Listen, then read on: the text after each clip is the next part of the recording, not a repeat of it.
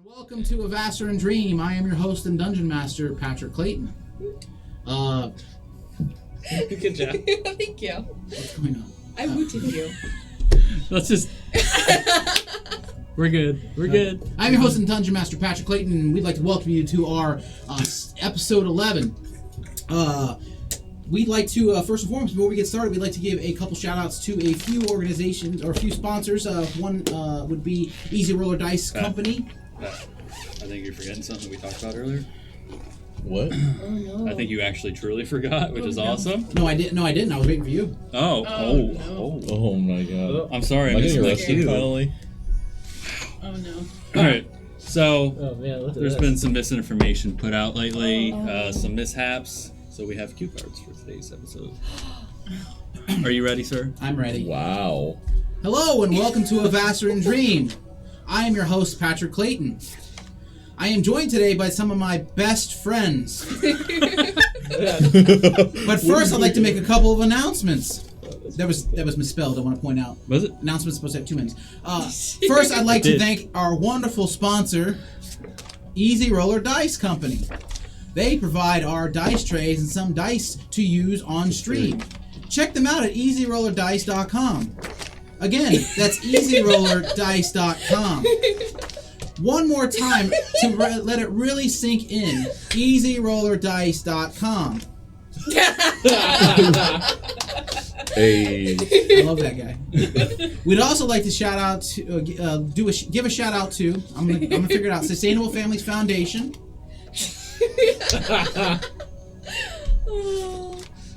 They provide help and services to those in need, and we are working to raise. We are working to raise fund. Wait. Yeah. We are Grammar. working to help raise funds to support them. Please visit sustainablefamiliesfoundation.org. Wow. A correction from last week. We will be taking next week off, not this week for the 4th of July. Right. We will be airing past episodes as well as a debut of Corey's 4th of July one-shot, Bottle Rocket War. A quick shout out to the band Pained and Dan Lord himself for allowing us to use their song Bottle Rocket War for the intro. Check out their new group, Salvo. I'd also like to say that I spend my mornings at the studio touching everyone's dice, so they roll terrible on stream. Excuse me? The Discovery Channel is still airing shows about guys catching crabs. And our next live stream will be on July 14th, not July 10th. Big thanks to Carolina Abrantes for the beautiful artwork she did for us. Check her out at @fires_00. Well, I think that's it. Yeah. Champagne and beers. Let's get into tonight's game, shall we? Yay! All that was pulled from your Twitter and Facebook. Oh, man.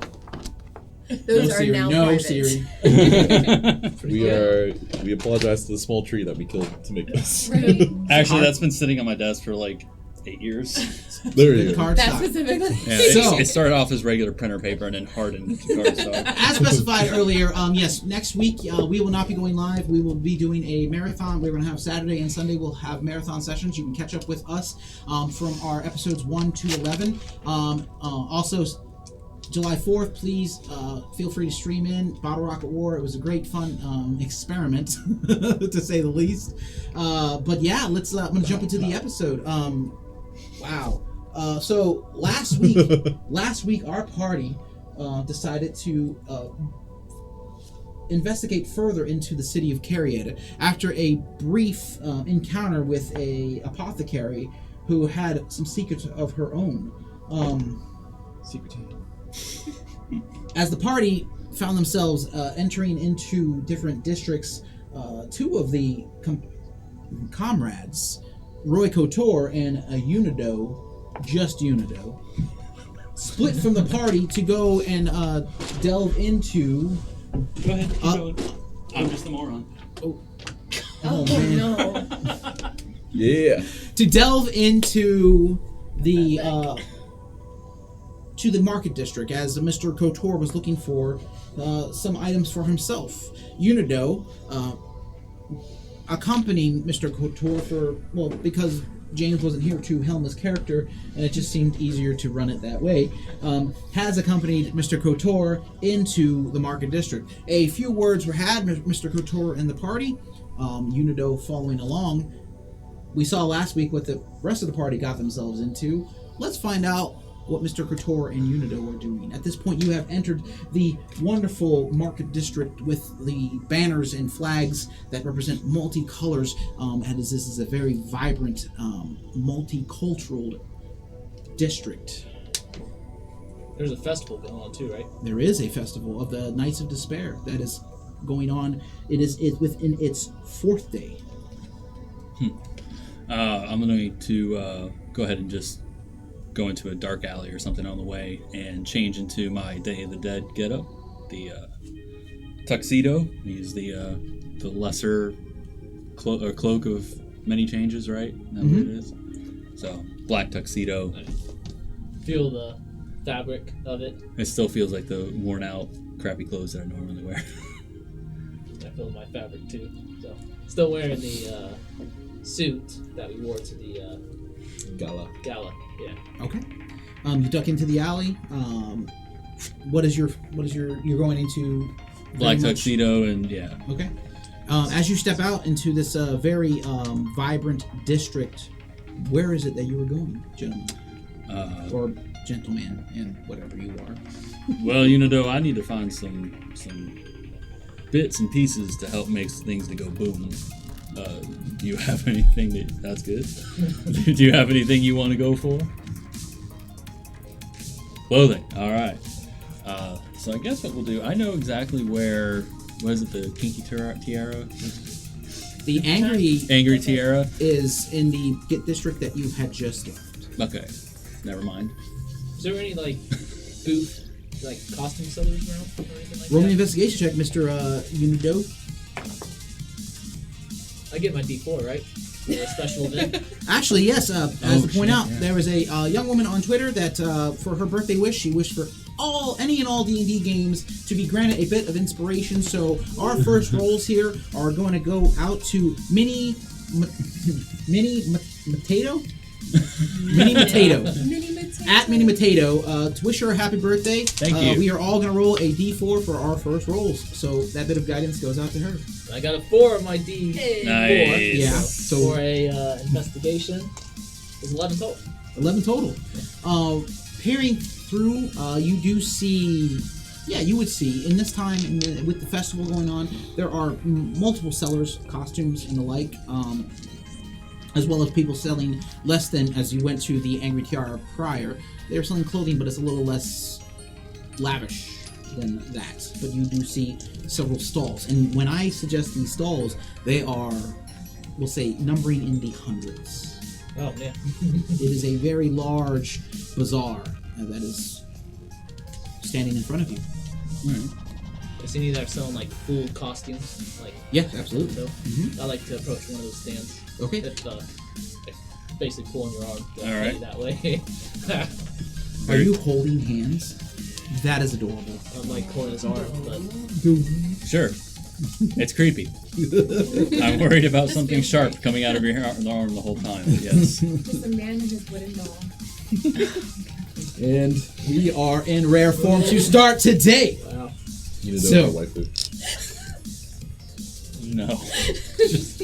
I will take this time that Twitch does have a clip feature. We do launch clips afterwards, so if you see a clippable moment. Can you clip it out of the stream? Yeah, right. Quick editor. So you make your way over to a halfling individual, a male halfling, trying to dress as well as possible, but looks a little tattered. Reaching. Hello, Are you sir. wearing your shroud still? I am, yes, yeah. Just want to clarify. Hello, sir. How are you doing today? It's a day. It is. The day's almost over. Do you see anything you like here? Look around, I head straight to the costume section. Oh. Right this way. Are you looking to purchase something for yourself? Something for maybe your kids? Point to me. Oh. Oh, well, what would you like, sir? What's on the selection? I know there's like evil deities. There are most of the evil deities are on display. You do see something that looks like in the way of a goblin costume. You would also see something that looks like almost looks like a large worm or grouping of worms that are forming out. And you would see something along the lines. It looks like a tight stitched leather mask, but the left side has been like blacked out. Yeah, let me have that one. Okay. Damn it. That one here. This one here represents that of the treacherous deity of Vecna. Would you care to purchase this? Yes. Does it fit? One size fits all? I mean, I can't really tell. Sure. We'll take the chance. How much is it? 2 silver. 2 silver. Hand stitched. I pay it. Okay, 2 silver pieces. Mark it off on your inventory. May I ask, have you happened to see any firework vendors nearby? No one in the district would sell something along those lines. I mean, there have been several entertainers that have been bringing them in. You can see them throughout the district, but nothing that you would be able to purchase. I would not be able to say for sure. Okay. Do you have anything more adult-sized clothing here? Oh, absolutely. Yes, and he points by. Not sure how to take that comment because he's shorter than you. I meant, well, aren't you short too? No. You're pretty short. I'm 5'11". No. Okay, oh, sorry. Is there a matching robes or? Oh yeah. Within you would see Was in the a mask. purplish with bits of green robes. The mask and the robes just come. No. I mean, it was on display. You happened to just grab the mask itself, but yes, the robe. Oh, absolutely, I could sell. But regular clothing would be not an issue. I do sell that on the regular, but because of the festival, I tend to sell the whatever's in line with that. Do you have any outfits resembling that of a feline? Maybe a panther? I'm sorry. Do you have any outfits, costumes resembling that of a panther? I don't. Okay. Do you know anyone who might? No. All Insight right. check. Yeah, 19. 19. He seems pretty honest that he does not know. He's curious of why you're looking to dress like a. Why anyone's looking to dress like a cat. I was attacked by a cougar when I was a young child. It's terribly frightening. I can't think of a better thing to wear for this assault. That's assault. I was assaulted on my person by a cougar. That's terrible. I know, but I don't keep anything within the feline jurisdiction there. Okay. All right. Well, thank you very much. I totally did not mean to sound like Grab that. one of the robes. Oh, the robe. I can do another 3 silver. Nice. Put down another 3 silver. Yeah, all right. One at a time. And you get the sense too with the robe he has. It looks well made, but the fabric is just It's cheap. it's cheap. Yeah, you bought a costume. Yeah. In the bag, you bought a bag costume. Foam back. It rains and it just like Velcro. melts off you. Just like, oh man, that was fun while it lasted. Just the humidity gets rid of some of the stuff off. Welcome to Florida. Yeah. So yes, you 2 gentlemen stand. The mask is on or not? Not until we get someone who can't see me. This is gonna be some Brightburn shit that's gonna be happening here any minute. Oh no! Why you gotta say that? How does it look? Does he have a changing room in the back? Do you ask him this? No. Do you, Danny, look. roll me a quick perception check. Not 2, so 1. You do not see anything that represents a changing room or a fitting room. Well, should we go, Unido? Thumbs up. As soon as we're out of the door, I'm gonna quietly say to you, so you know, you want to do something fun? So I need to get some black powder and maybe some other things. But one of the only ways that I can think to get black powder quickly is morally questionable. I reached in my bag. I can't. I pull out like a bag of gold and give you like 50 gold. We may not be able to purchase You this. said the magic word. Morally questionable. Oh, do you want me to buy you off? Is that? You want me to pay you to do No, something? I actually legit hand you 50 gold. Oh, okay. Help with whatever you're gonna do. So you just okay. So yeah, you just hand it. So make your notes that you have 50 additional gold All pieces right. on top of the money bag that you're walking around. I'm just like, I need it elsewhere.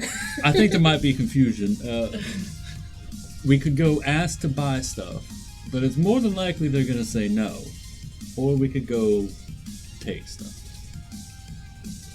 All right. It's in this instance, as you guys are having this conversation, there's a young girl that runs past you, brown hair, she appears to be half elven. You're not really sure, catches you off guard, but runs and bumps into one of you, and she spins around and lands on the ground, and you see clattering on the ground this toy that slides and slides across the ground. She picks herself up and she's looking feverishly. Does she look like she's scared or just playing? No, insight check. I go. If I see where the toy is, I'll go grab the toy. Okay, you go and pick up the toy. Yeah. It's not good. Roll your perception check, Unido, as you walk towards the toy. 15. 15. She, with 15, she just seems like she was running and having a good time. She seems very, not well dressed, but someone took the time to properly dress her. But she just seems to be a child running around carefree. Unido, you go with a. That one -1. Oh no. You step towards this. You step towards the object on the ground, and just pick it up, paying no mind to it. Walk back towards that of Mr. Couture. You picked up the toy? All right. Now I'll take it and walk over to the little girl. As you take it, Mr. Couture, with your passive perception being what it is, you take notice of this toy in your hand, and it looks very familiar. How familiar. It looks like a smaller version of a Volstrecker. Well, I'm wearing my mask, so. It's made of wood, but it's painted to look like it's made of metal. Do I recognize which one of the certain number that there are? It is, roll me a history check. That's going to be a 14. 14. No distinguishing marks on it. You know most of the Volstreckers are relegated to the Oct or the 8. Right. So they would be numbered. This one Does not recognize. does not brandish any number on it. recognizable It's very plain. Okay, so generic, Very generic, yes. but it's definitely of that style. This little girl holds it, or you hold it, but this little girl was running with it. And as you hold it, made of wood, the arms kind of lax to the side, and it is very much a doll. I'll walk up to the young girl. Like, this is a fine toy you have here. Where'd you get it? There's a guy that makes them over here. He sells them. I mean, yeah, he sells them. My mom got it for me. Oh, well, it's very nice. And I kind of dust it off a little bit and hand it back to her. She got up by now, right? Yeah, she's up. She's dusting herself up. You see, you would say quickly. You notice that there's a scrape on her knee, but she seems all right. All right. I'll just hand it back to her. Be careful. There's a lot of people around here right now. Thank you, sir. And she runs away. I point at the exchange. I'm like, You want one? You think that she stole from us? You want a sandwich? Use your words, Unido. He wants to build a snowman. Oh, you want us to try and find her parents? Something good like that? This whole interaction. oh. And I point away to start walking in the ram direction. All right. I guess I'll go and try and spot down that vendor that's selling the dolls. I mean, how can I not? You should totally roll me an investigation check as you're trying to find out this information. It's a 16. As I'm trying to find it as well. That I wrote down. This thing that I did to And myself. also, I noticed you're not following me, so I will come back. But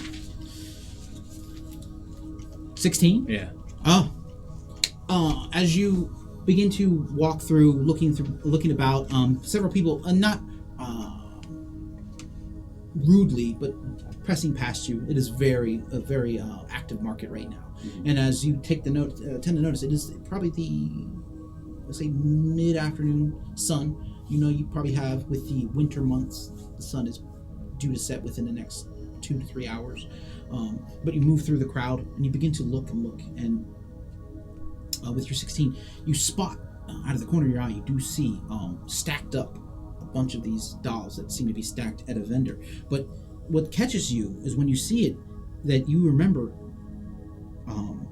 the phrase that you uttered to the dwarf at the outpost did not just come to you. It was something maybe in your subconscious that came to you. Clean and green. Or green and clean. Mm-hmm. And you see a sign that says green and clean. Jeez. Great. Some of our deepest hidden secrets, Unido, they're back here. knock on my head. Dunk, dunk, dunk. Yeah, you hear the not hollow, solid. I'll remember that. And then I'm going to try and flank around to see if I can get a look at the vendor. Roll me a perception check. I You just know, are you watch. following? I know. I stay where I am. I just Okay. watch as he goes around. There's some people that pass by you, but you managed to maintain sight on Mr. Kotor. It's a 12. A 12. Peering through, you do not see. You see an abundance of produce, very like large beefsteak tomatoes and cucumbers, and everything looks really abundant, well taken care of, clean. But you do not see the vendor. And then off to the side, to the far right side, you see stacked up these tiny dolls, probably foot tall. Is there a vendor that's right next to them? There would be a stall, someone who's serving soup. You see just some ladling out soup. Big, I'm hungry, big you know. pots of or kettles of soup just getting dumped into people's cups. I'm not by you right now. I'm in front of the store. Yeah, he. Oh, you went right up yeah, there? you. He stands in the front, and you've made your way off to the left. Oh, okay. Side of it. Almost down another stretch, or the lack of better terms, a makeshift road that is separating these stalls. I'm going to make my way over to the soup guy and Okay. order soup and try and slyly check out all these dolls and see if I can't garner any sort of information from a close distance. All right, as you make your way over to the soup smells very good. As it is not extremely cold, but you can definitely, there is a nip in the air, as it snowed just the other day. The soup is running aplenty. Okay. But you do see an individual helming as you stand there. All right. Just basic chit chat. What's good today? You got chicken? Got some wedding soup. Never been to a wedding. You never had it? I'll have some, yes, please. Oh, you poured 2 copper pieces. Meanwhile, looking over, trying to. All right. Unido, as you see Roy go from the left side, walk to the right side. What are you doing? Go in the store. You walk up to the stall. Yeah. Okay. You walk up to the stall. As you do, immediately you see. Roll me a perception check. I want to see. Man. Hey, nat 20. There it is. Ooh, nice. Minus 1. Abundance of produce. You see flowers. If you could smell, it would be so aromatic. It would almost. I like stare at him for a second. I just move on. It would consume your senses if you could smell. What you catch, what you do notice is that immediately coming from behind the curtain, and Mr. Kotor, with your passive perception being what it is, you would see Unido walk up, make his way, and stand as this gnomish individual makes his way from behind this curtain. It's a gnome? That separates the shop. I grab my soup and walk away. You grab a soup and walk away? Okay. How are you walking away? Just like I'm, like it's hot. Okay. So, just, Yep. all right. Unido, you make your way, and you see that, hello, how can I help you? I point right to one of the dolls. A doll. They are for kids. Okay. That would be 2 gold pieces. How many are there? There are about 5 of them, and they're stacked almost like in a pyramid style. So I go and like 1, 2, 3, and eventually get 10 gold pieces on the table. Oh, you want Grab 2? All 5. Oh, yeah, sorry. That's good negotiating. Yeah, absolutely. Here. Thank you so much. I appreciate your patronage. Could I offer you some produce? I have plenty. And you see apples and mostly winter and if not fall like produce. Take one of the dolls and just like dance on top of one of the apples. Oh, that's cute. We'll maybe buy the. Thank doll you. And, head out. Thank you. It's 10 gold pieces. 10 gold pieces. Man, that's a lot. Yeah. Were you wearing your? That's what Unido would do, though. Mask for that exchange. No, I you're was not. still wearing I'm his still in the shroud. band. Okay. So you have scurried away, Mr. Kotor, as this interaction is happening. What are you doing? You have soup in hand. Soup in hand. Smells delicious. I'll taste it. You little blow, and you sip it. It's amazing. Yeah. It's All right. perfect for this time of weather. This type of weather. I'll kind of stop and turn over my shoulder and wait for Unido to catch up. You see him running over with 5 dolls in his hand. They Do- all look like Volstrickers. Do they look? Are some of them different, or are they all the same You generic? you like to look him over as he approaches. Yeah, roll when he an gets- investigation check as you're looking over the dolls in his hands, mind you.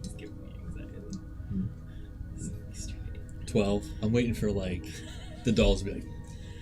12. A quick glance over. I mean, aside from like a few, I mean, they're carved out of wood. There are a few differences. Maybe on the front where you see the like a grate type mask. Maybe they did 7 slots instead of 8. Are they roughly carved, or are they pretty finely carved, but just generic? With the 12. They look roughly carved. I think what you would notice is that they were stained to probably cover up any imperfections. Okay. Would you like to try some soup, Unido? I'll hold the spoon up to your face. Can you smell that? Wait. I shake one of the dolls' head like a no. Oh.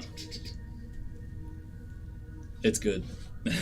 Just start walking away a little bit slowly, like kind of motioning for you to come with if you want. I still carry. I carry the 4 dolls like their heads sticking out on one arm, and the other one just. Goodness. This is gonna be so creepy. You I know, don't man know. friends. Yeah. A man Well, and his 6 that's dolls. a good idea. You know, and friends. So, where are you headed? Well, keep looking at anything else of interest, any carts or anything that pop out. I mean, we're basically shopping. Okay. If you guys would like to roll perception checks, or either one at advantage or both at. I'm keeping an eye out for anything fireworks related. Oh, okay. Investigation for you if you want to just look around I'll look around. randomly. Oh, I forgot to add my D4. Don't forget to add your D4. Should I use it now? You can use it. I rolled would really low. preferably like to get it out of the way now, so it's not like a thing that bites me in the ass later. Oh, I forgot to roll it again. 2. Thank you. Appreciate that. Thank you. That's an 11. 11. Yeah, nothing along those lines. I mean, you see several other produce vendors.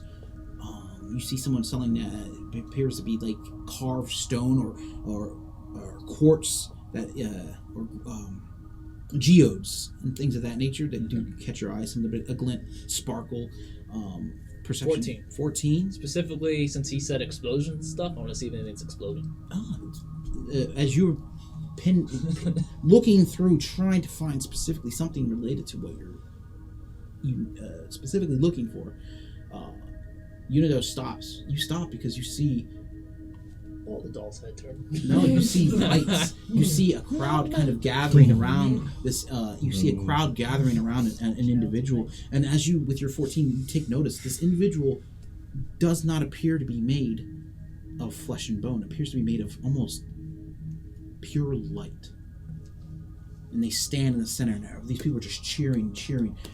Yeah. And you just see this arms extended out, and they begin to spin, and almost like these sparks or that of like fireworks spin, and the individual floats into the air in the middle of this square.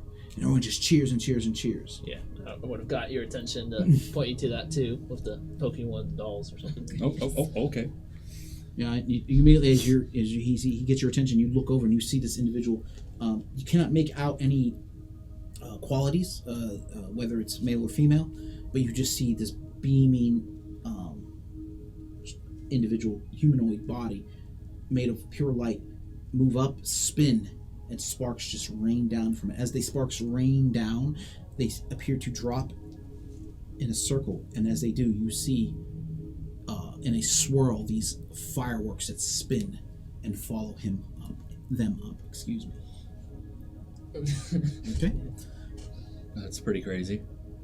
The individual gets to this pinnacle, this peak, and drops down. As soon as they touch the ground in a 3-point landing, you see a half-orc individual. He raises his head up. You see his orcish yellow eyes and his long beard that is extended out, this mohawk that goes down the center, and these tattoos along the sides of his head. And he extends his hands out, and you see people just throwing coin out to him. And he begins to scoop down and begins to scoop up the coin. And you see the crowd, as this display is over, they begin to start to disperse. I'll go walking up. Okay. He's kneeling down, just scooping up coin. You see a bag, just him throwing bits of copper and silver, maybe 1 or 2 gold pieces that get dumped out. I'll pull out a gold and hand it down to him. That was quite a display, sir. Indeed it was. Can I help you? I sure hope so. I was looking. We have I'll put the dolls away and come too. Sorry. Yeah. No, that's fine. We have an event going on later this week, and was really hoping to procure some of those fireworks, if it's possible. I mean, I bring my own limited supply. What event? Maybe I could host it for you. That's not a bad idea. It's pretty close, though. It'd take a lot of planning. Let me ask you, how much would you charge to perform, and how much would you charge just simply for me to buy the materials from? I mean, who am I performing to? Kids? Yes, there are kids. Ladies? Some of them. Do I shirt on or off? On would be preferred. I can do that. Although I appreciate your multiple styles, your abilities for multiple occasions. I have many abilities and many styles. I can do most things that are required of me. This little display here, I generally would charge probably about 10 gold for. And how much for the materials? Well, I mean, I would supply my own. We could probably, for what you're trying to do, I could do a display. Do you need me to shake a hand or shake a baby or whatever? I can do that. No shaking baby. Additional 10 gold for the displays. Yeah, I mean, if I just bought the material from you. Well, again, I mean, I supply my own. My product is scarce. I brought enough for the event itself. So if you were to do a sign-on for an event for us, how would you perform at both? No, I mean, I would be utilizing my equipment to do that instead. So you would be paying. Oh, I'd be buying out the other contract. Or just me on the corner here, displaying. Understandable. Let me think about it. You gonna be around here the next day or so? I'm here. I'm here until the festival's over. I got about another 7 more days. All right, sounds good. 6 more days. Sorry, Math. It's a lot of is a thing. explosions. Oh, I brought enough. All right. Well, let's go get some food, shall we? The soup just ain't enough. Unindo, with your passive perception, as he bids you farewell, you see on the side of his head, you see a pyramid-style tattoo with an eye on the side. Okay. Did he say his name by chance?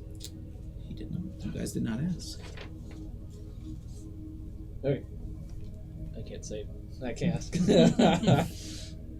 All right. We really need to work on like hand signals or something. Is there like a common sign language? Is there a common sign language? Yeah. I would assume there would be. Does Unido know it? Probably not. He has.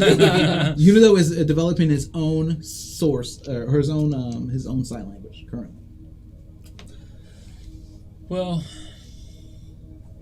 I don't know what else to do except for follow this guy. You follow the guy Yeah, tame back, follow, stealthily. change into something else real quick, come back, follow him somewhere. You duck down an alley to do so. Yeah. I ducked down. I changed into the Fekna costume. All right, I need for you, since you guys are ducking out to do this, I need you to roll me perception checks at disadvantage to try to keep eye on him, and he is because he's not stopping. That's right. He's That's just going. So no, I mean perception checks at disadvantage. Yeah. You're I'll still good. do it anyway. He's not hiding. You're just trying to keep an eye, a bead on him in the crowd. 14. 14. 6. I need to get rid of some of these Ooh. dice. I don't got any You're eyes. changing your costume. Yeah. Yeah, you're just like the mask. Like, you're trying to get the shroud off. You get the mask on, and you see this like displayed. It's like you see this almond shaped head just very much Deadpool like. And it the stitch that was down the middle is kind of like over here. No. Roy's just staring at you like, Like This is a whole new level. you're yeah, it's got that one little bit of loose material hanging off to the side. yeah, very Deadpool like yeah. Like the boogeyman. I wave Yeah, to you, Ziggy. and then my hand takes the other hand, and Oh. Come off. Does it make a noise? Stop. yeah, I think it. The left hand. Yeah, left hand. Excuse me, It's left excuse hand. Yeah. Yes, yeah. it is the left. So, And that's why you shouldn't steal, Unido. 5-finger discount. but yeah, put my hand in my bag. Put your hand in your bag. This is You terrible. can't write this stuff. You can't write this stuff. This is absolutely horrible. Oh, 14? Yeah. You struggle, but yes, you can maintain it. He's not walking, he's not running away, but he is moving with conviction as you follow him. He seems to be heading towards the docks, or what you presume to be the docks that are in this All right. southern portion of the Iron Hammer.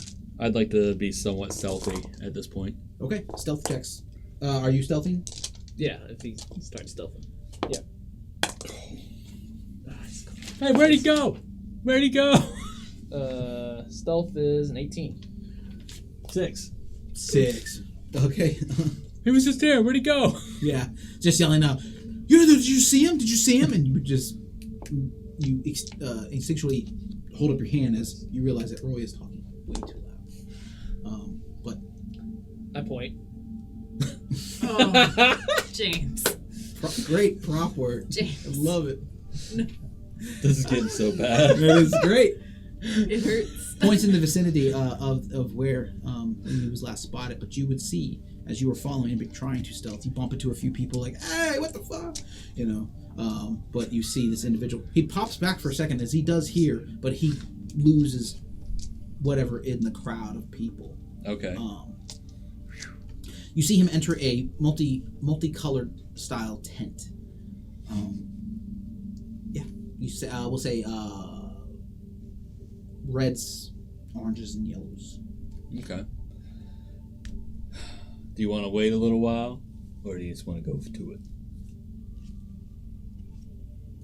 So, to be clear, we're not here to hurt, just to get explosives.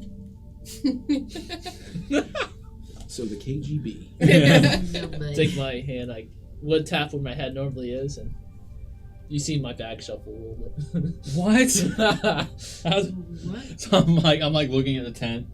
I turn around to a headless Unido. Is that what you're saying? No. No. My hand. Oh, I thought you said you took your head off. Okay. Hand off. Yeah, and the bag. You're like carrying a That's how double you bag with perception your own check. You head just in it. bowl it in. I'll put my hand wanna see what's in down the the hole. bag. So if I'm trying to... Did that work? God. All right. That's Fish better. took it back. You take notice. No distinguishing markers or anything like that. Nothing that says who he is or anything of that nature. Just very, for lack of a better term, plain. But the colors stand out, so you could get the sense that he wants to be seen, but he probably doesn't want to be Known. exactly. Okay. I will. I'll just prop up for a little bit and keep an eye out for. See if there's any comings and goings. See how nosy the neighbors are. Roll an investigation check. Planning a heist. 19. 19. No one. Yeah. His tent's fairly quiet. I mean, we'll say the better part of 20 minutes passes. You're just kind of looking about. No one really stops in. There are a few people that pass you by, carrying crates, and some people just carrying their groceries, trying to get back to their houses or wherever they stay. But no one really stops to pay mind to you or stops within his domicile. I'm satisfied. You ready? Do you want to go in the front or the back? Point gesture to the front. All right. I'll go walk up to the front of the tent. Okay. You approach the front. Unido goes around the back. Okay. Again, no. At this point, no need for stealth checks. As it is way too Noisy. It is way too loud out here. But you stand in the front. You go towards the back. What are you doing? I'd like to see if I can hear any movement, rustling. Ooh, perception check. High DC, just because of the surrounding noises. Yeah. I like to do it for the back of the tent too. Yeah. Perception check as well. That's a 5. It's dead quiet in the tent. I like the idea. You have no ears, but you still go. 15. 15. Not much. You hear a bit of shuffling around, but no vocals within. Is the tent flap? Does it have like a? Is it tied? Does it have a zipper? You would see it would be tied, but currently is not, and it's almost cinched to each side to leave a little bit of opening to see within. You without dark vision, you cannot see past the. It does not appear to be lit within. All right. I'm gonna walk around to the back. Okay. Kind of get into your view. Motion you over to me. Go over. So we have two options. We can either be quiet, maybe wait till tonight, I'm not sure, or just kind of do this now, not so precise. Option 2. All right. Again, we're not trying to hurt. Okay? All right. Now go back to the front, walk in. You step in? Yeah. All right. I'm gonna go to the back. Okay, you were still standing. He came to you, so yeah, That's you're right, still yeah. standing there. You're good. You're good. So you stand in the back. Being that there was no definitive 1, 2, 3 count, No. you step in. Unido, roll a perception check at disadvantage. 4. 4. You do not hear Mr. Kotor step into the tent, so you're not sure when you should go. But in just a minute, you will get an opportunity to do what you'd like to do. You step in. As soon as you walk into the tent, the individual sees you, is caught off guard.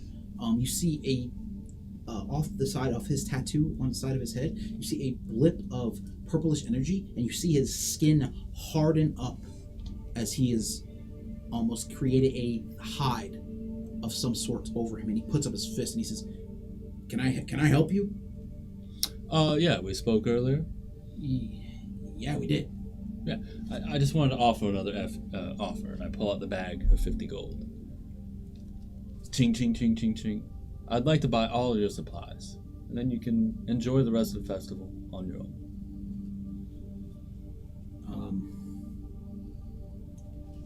Roll me a persuasion check. At disadvantage. At disadvantage because he's freaked out. Yeah. You are being very creepy. That's Cocked.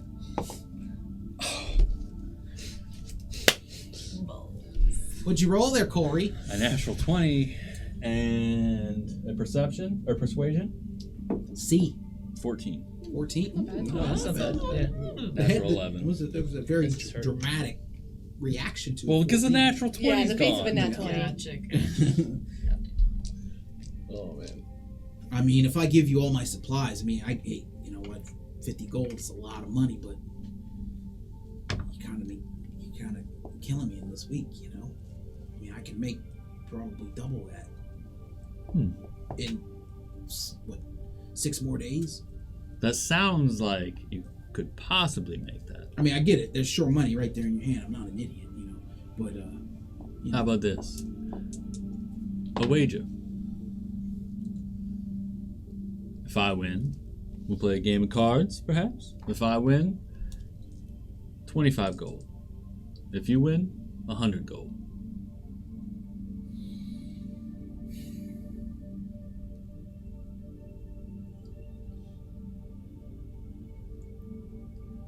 Deal. What are you doing?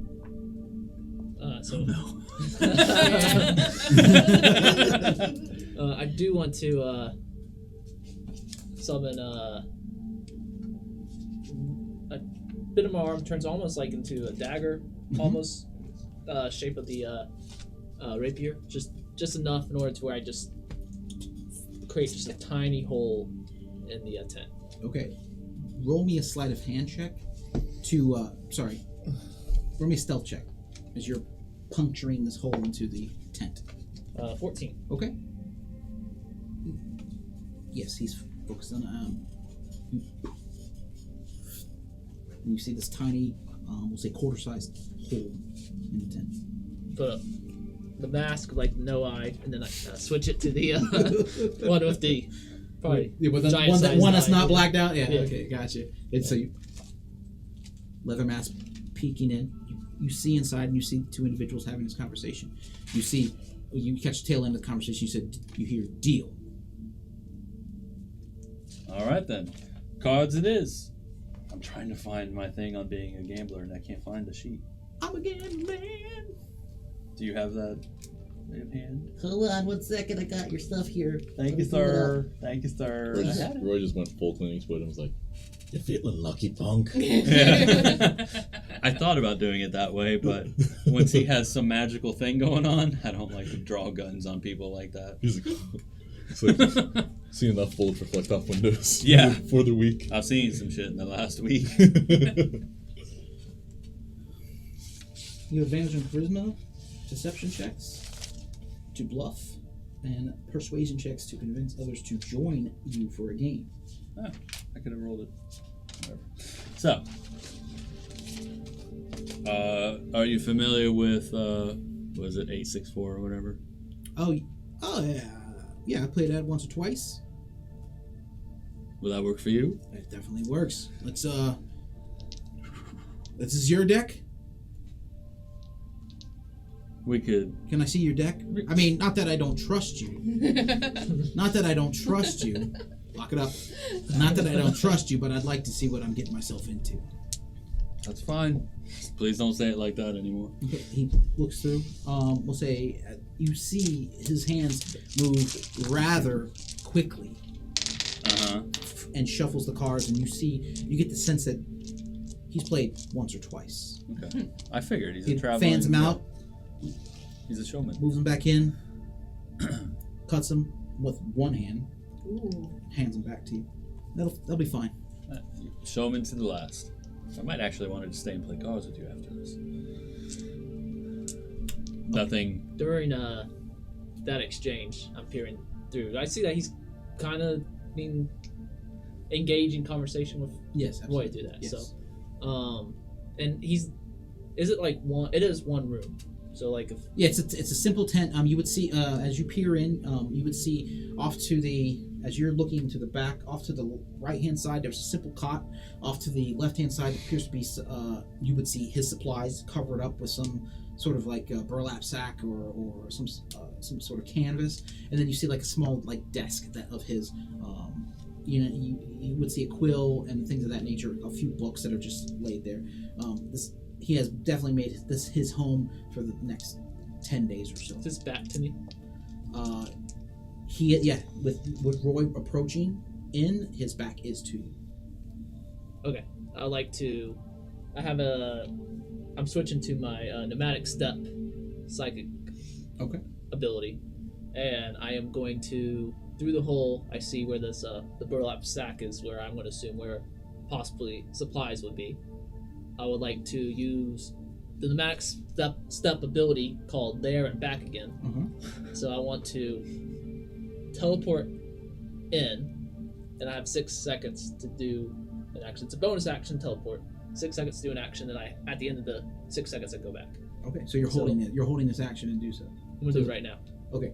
So I'm gonna go in, real quick, take that burlap sack, and I'm just gonna toss it over so I have the ability to grab something next time, and I come out.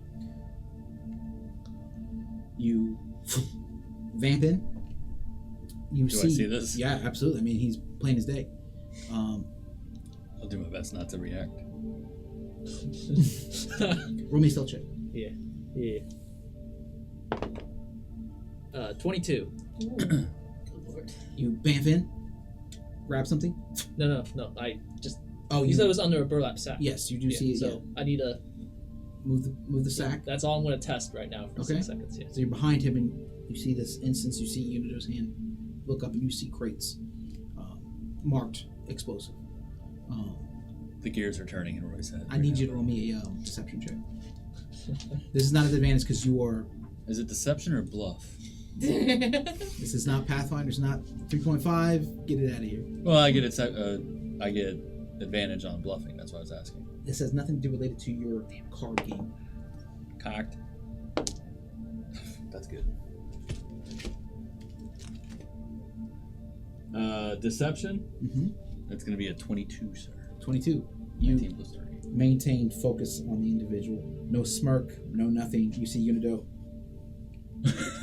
in the background, just like. Oh man. The individual has not his focus on you. He passes you back the cards. All right. I'd like to investigate the cards, make sure there's nothing, no pieces of, gum root or nothing like that on it. Roll me No pine investigation. tar. Investigation check. Ooh, damn. 19. 19. Fan them out. Look both sides. Quick glance. You've held several cards, decks of cards in your hand. You get the sense. Quick scan. Everything Nothing looks to wrong. be in order. All right. Shall we? Deal it out real quick. Hold on, let me get my dice in order because All right. I wasn't ready. My 864, my right? there and back again would have teleported me back 864. outside the tent. So now, Okay, roll me another stealth check. but I haven't grabbed anything. It's just the. Yeah, but still, you're Yeah. being sneaky. 22 again. Yeah. Okay. Another 16. You pop back out. Pays Yeah. It's just like. pays no mind. You see Yep. him pop back out. All right. Everything about Unido is a 1970s sitcom. Yes. Oh, my friend. You in trouble. Oh. I hope not. Can call it right now. 25 gold. Bluffing. You're gonna roll a bluff check. Roll a bluff Yep, check. right off the bat. A plus bluff. Not right good. there. Not good. I would call that The right. first? Oh, nah, you can see. Not Yeah. good. Ooh. Oh, advantage. That's right. It's the Two same number 18s. twice. What would be bluff? Deception. Yeah. So that's a 21. 21. 25 gold. How about we could raise the stakes? I'm confident enough. Damn it.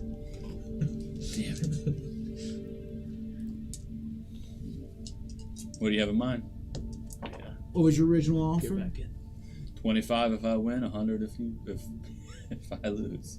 100 if you lose. Yeah. Let's say 200 gold. If you lose, you give me 200 gold. If I lose, well, then you get everything that you want. That math does not check out. I'll stick pat then. Okay. All right. First card. First card is a 3. Oh. 6. Not looking good. Not looking good. Yeah. Second card is a Whoa. 4. 6. Mathematically eliminated. Almost. Wait. Yeah. I think you win. Did you 4. write anything? Yeah, let me do something. What would you like to do? As you see him pull out, Sorry. See, he's still in the same spot. they have not moved. Okay, so I'm gonna do the there and back again one more time. So as he's still distracted, I'm gonna go teleport right back in, same spot I was, basically in front of the crates. Okay. Roll me a stealth check. As you vamp in. I'm gonna use my inspiration. 22. That's another 16. A 22. Okay. 16s all day. I'm happy either way. I can pay 100 for this. I don't care. You bamf in. Pays you no mind. Damn. He's focused on the card game. Is there a crate that is like a liftable size? Make me an investigation They're check. heavy, aren't they? Yeah, Yeah, they're he's loaded for 10 days of what you just, that display you just saw. So yeah. You said investigation, perception. Investigation. You're trying to make a 12. 12. It's hard to tell. I mean, there's some smaller boxes, but they appear you're not sure what their weight is going to be. Some of the bigger boxes might have just more filler than Explosions. products, Yeah. So I'm gonna try for whatever the biggest one that I can possibly lift. That I think I can lift. So maybe medium size or something. maybe a strength check. Yeah. That's. Huh. Hey, it's a unnatural 20. Okay, dirty 20. I like it. Okay, so you just see Unido, but he's almost like leaned full back as he's holding this crate. And then because I'm using the there and back again, it's after 6 seconds. With that, I need you to make me another deception check. Because you're trying to still focus on him with Unido just like in the background. Exactly. 100%. Oh wait, I'm missing a hand too. Should I roll with disadvantage? No, you're good. You're good. Benevolence. You're good. I have the stub underneath. A 5. I would immediately like to go into trying to pretend like I'm just frustrated because I just mathematically lost.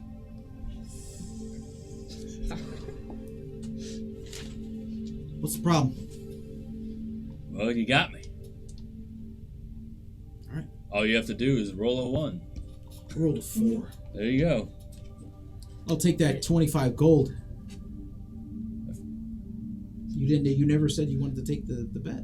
Yeah, the initial bet was. Oh, 100. I buy it. 100. I Sorry, my bad. offer 50, My bad. or I get it for 25, or I pay you 100. But either way, it's a 100 gold. transaction. Yeah, 100 gold. My there and back activates, and because I haven't been carrying this item, and it's not something that I've owned or been given, I teleport back. The box doesn't. Oh, And it there it is. I was wondering It what. is. I was wondering why that was so broken. He stands up, quickly, looks back, sees the box. What's going on here?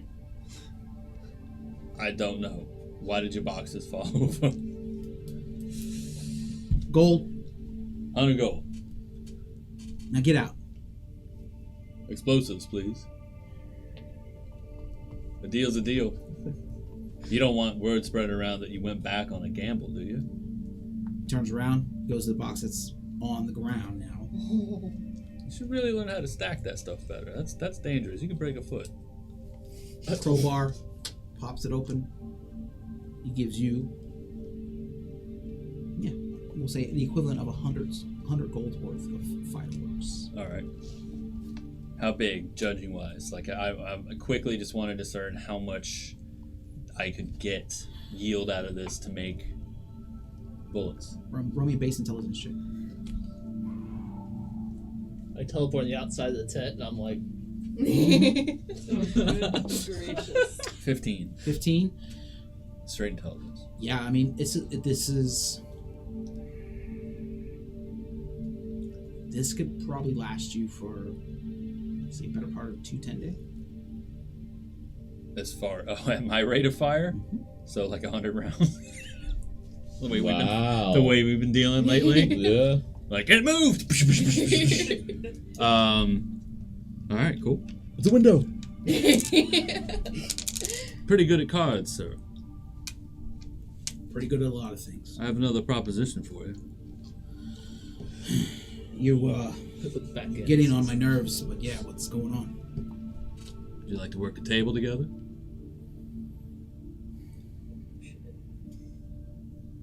Persuasion check at disadvantage. Damn it. Because he beat your ass. Yeah, but I get advantage. I'm getting guys to play with me. True. Straight roll? Straight roll. Okay. Persuasion. Not bad. That's going to be a 16. 16. Where'd I you have in really mind? really need to get proficient in that. Where'd you have in mind? Well, any of the ale houses or the inns have nightly games, or, I'm sure there's maybe some other place that we can go that's more or less known. Are you not from around here? I'm not, sir.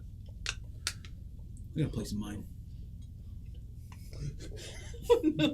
Pick you up at 8. How about you meet me sundown? There's a little restaurant in the Cassidy slums. It's called the Pen and the Sword. Don't ask. At sundown, I'll see you. Sundown? You gonna be able to pick up that you gonna be able to carry all that? Is it heavy? Is it super heavy? Yeah, it's a lot of bag. shit, dude. Yeah.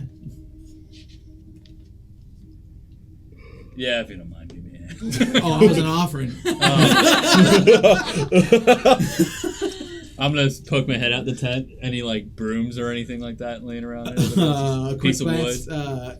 You find a piece of wood. All right, I'll take a piece of wood, put it across my shoulders, and strap it on. And be like, String check. Please. I'm gonna look at him, like pull something in my shoulder. I'm more of a Dexy. Oh, he steps out your way like, I don't want to. Strength. Yeah. Let's see what the negative is. -2. That's a 4. You drop to both your knees and you're just kind of shuffling out on your knees just to get out of the tent. I got it. Nope, just getting warmed up. All right, and yeah, on your way. Drank on too your much. way. All right. I'll see you tonight. Yeah. Yeah.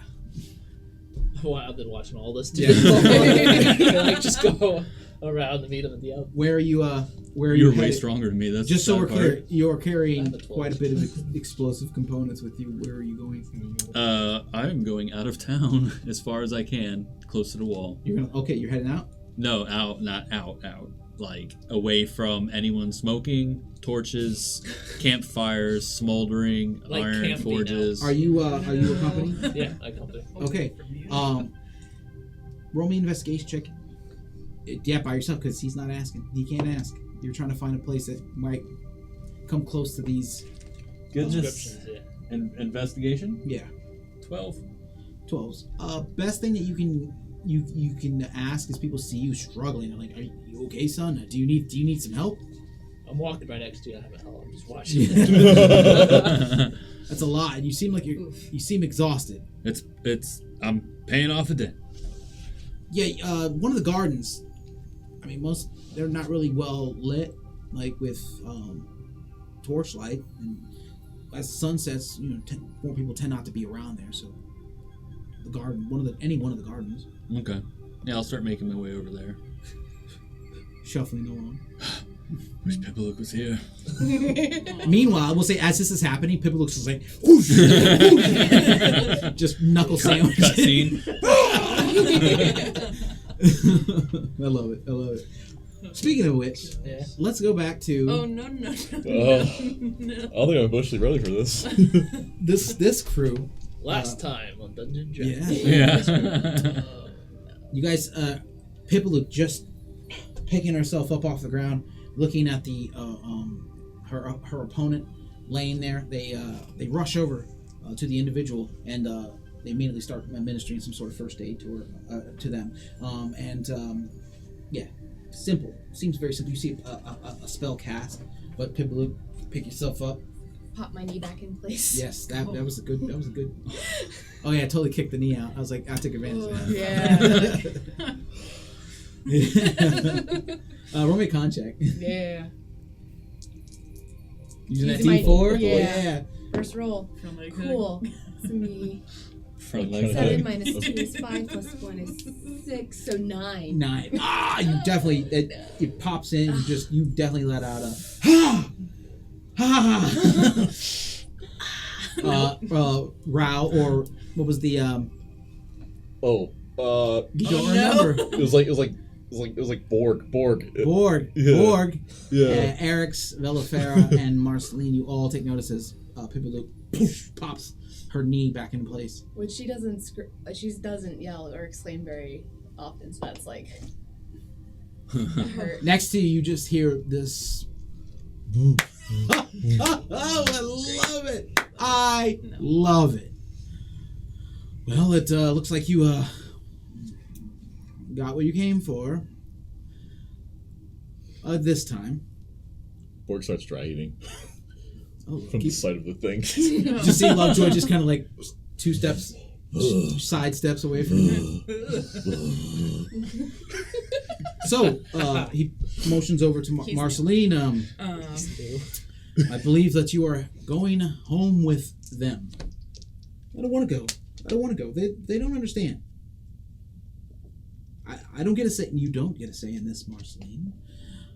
The deal has been made, and well, appears I've lost, which means you've lost. So now go.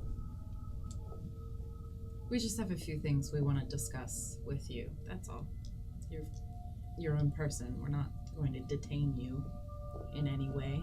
So you're making your way Yeah. up the stairs, limping. As soon as Eric says we won't detain you, I'll point at the pit. I'm like, that one might. Saw he called me pimp. That's what I thought you said. Pimpaloop? I said that one might. Pimpalook? Oh, No. You need a chain that says Pimpalook. I'm going to the jeweler next. Pimp cup. All right. And with that knee, you're going to have a pimpline, too. Meanwhile, Oh no. we'll say Pimpalook does make her way up the stairs.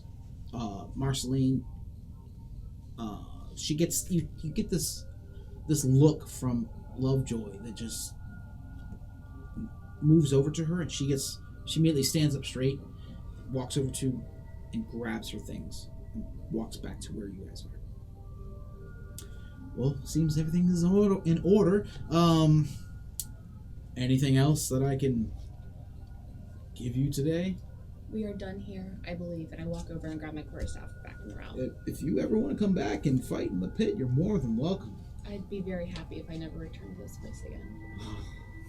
You need to be so harsh about it.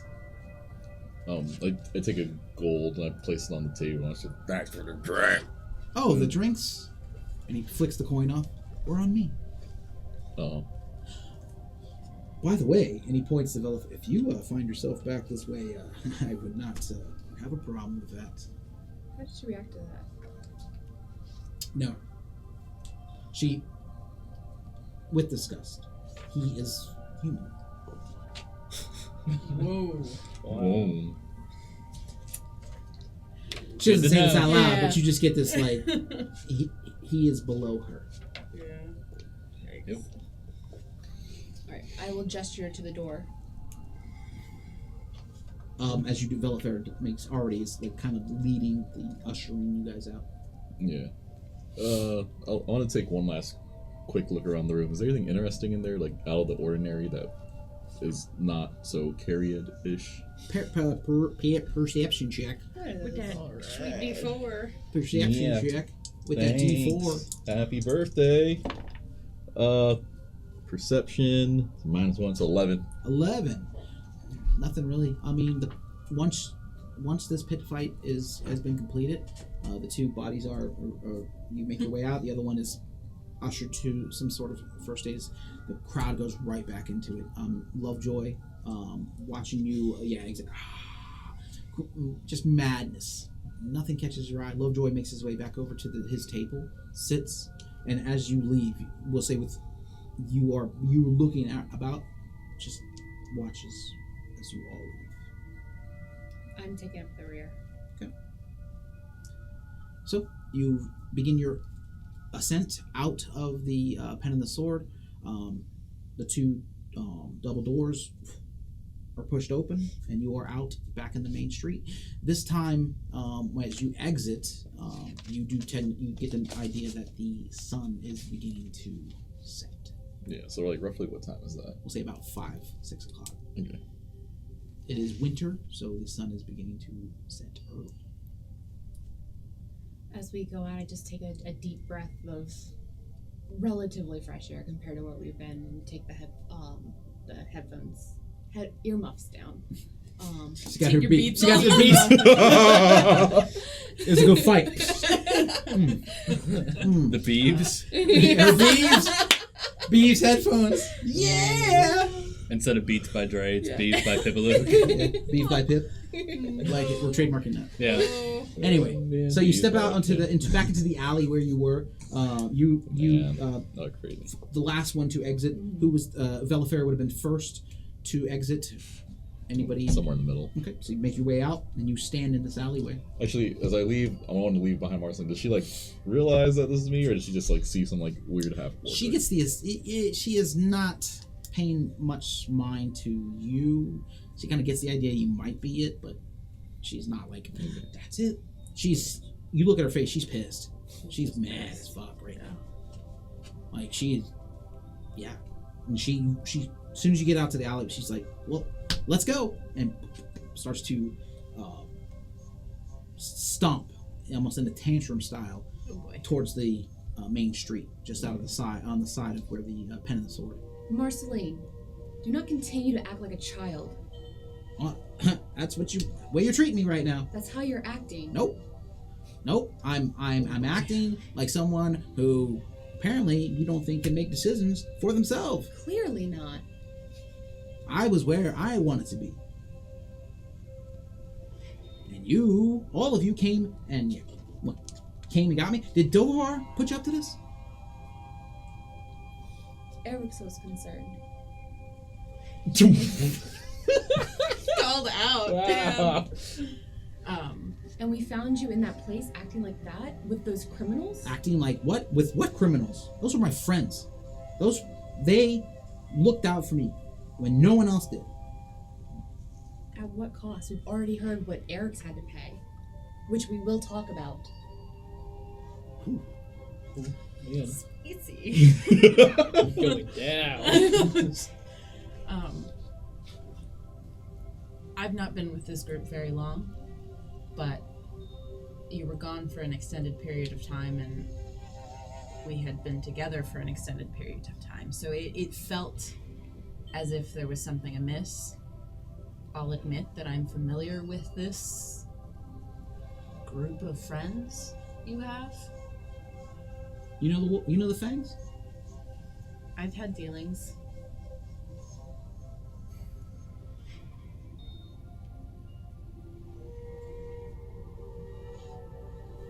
Well, let's get back. You guys don't want to be out here when it gets dark. She's not wrong.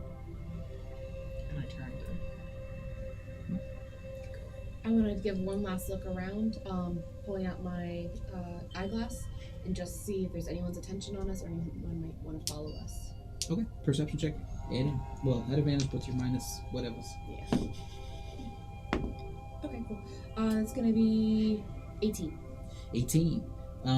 Yeah, as you begin to scan through the group of people, and again, the festival, nothing relating to it within this district. Things are very quiet, calm.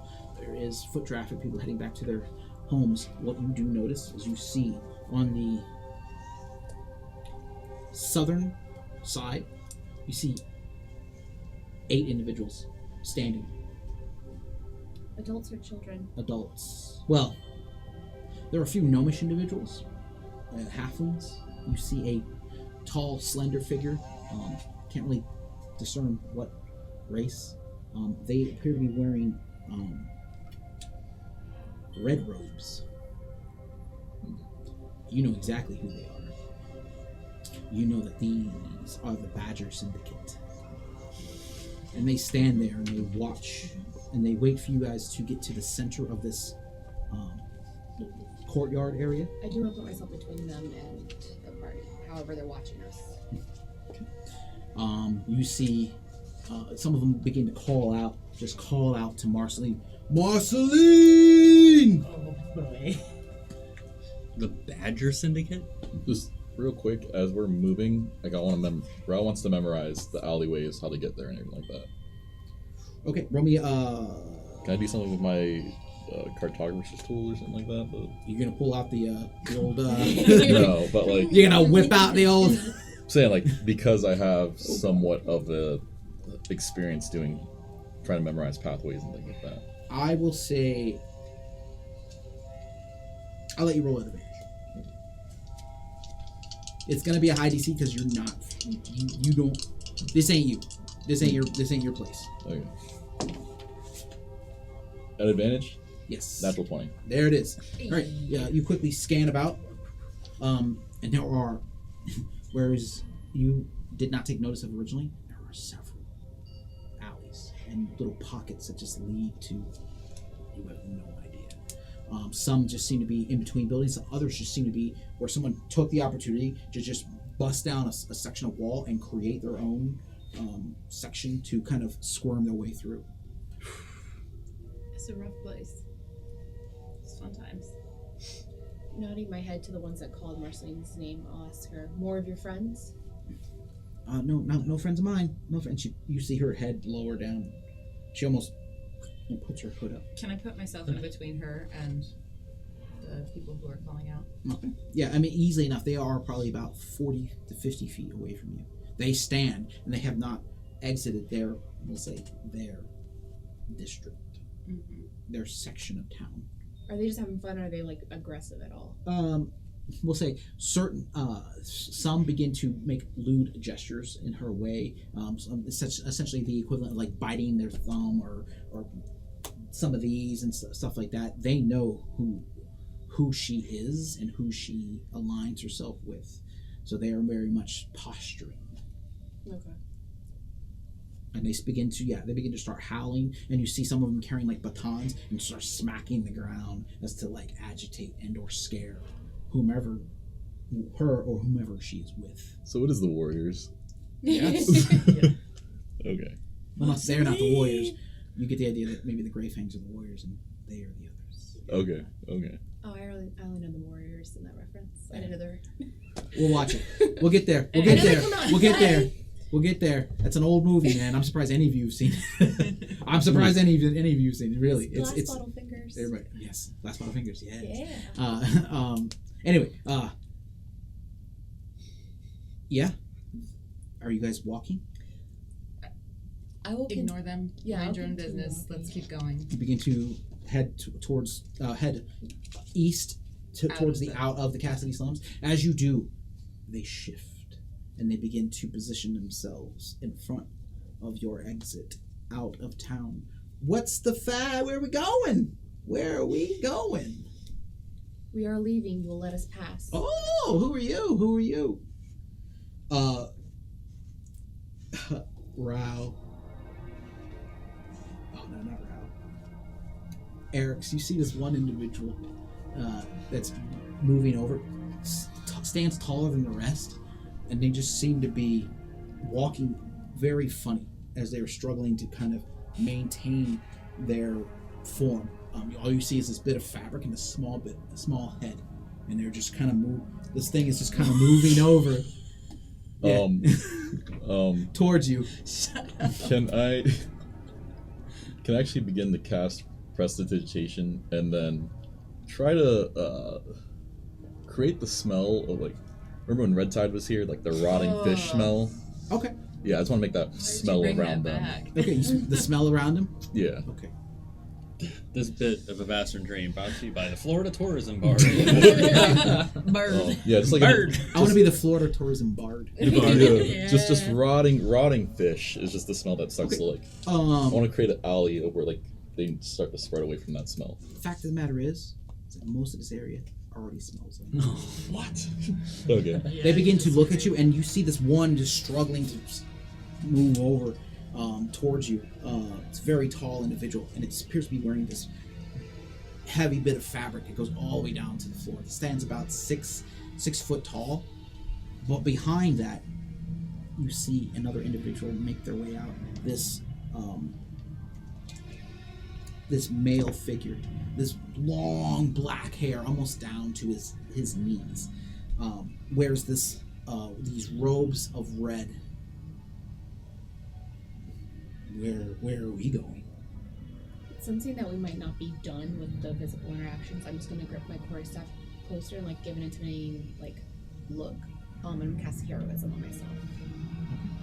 I'm gonna tap Pippaluke on the shoulder. I'm like, "You feeling a little better?" And as I say that, I cast 4 points of healing hands into Pippaluke to heal. Are you still? Yeah, Or are you? yeah. I'm still like half orcish, so Okay. it's good. It's fine. Okay. It's in this instance as you cast out your spell. You see the individual that has put their hand up. Okay. And you just see them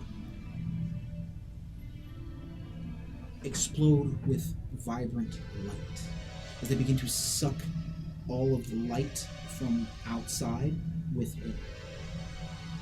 And we're going to go ahead and take a break at this point. Ladies and gentlemen, please stick around with us. We're going to go take a quick restroom break. We'll be back here, and we're going to jump right back in to see what this group has gotten themselves into. Yeah.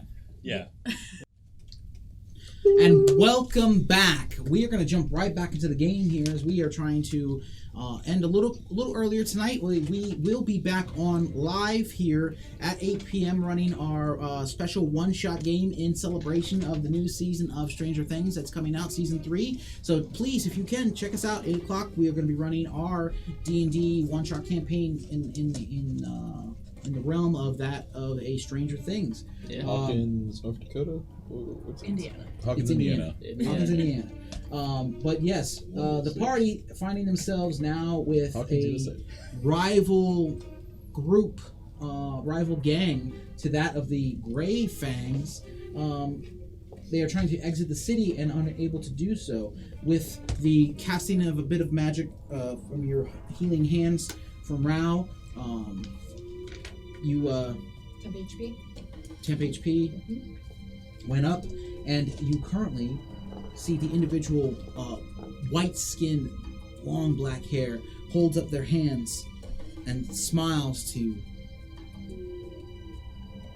And in an instant, you see all of the whatever light that was in the area of the setting sun that is piercing through from the west side. The light being pulled into this individual as they begin to radiate out light. 20 feet and another 20 feet of light. At this point, in this instance, I need you all to roll initiative. You two individuals, unfortunately, are not there. Can we play one of the bad guys?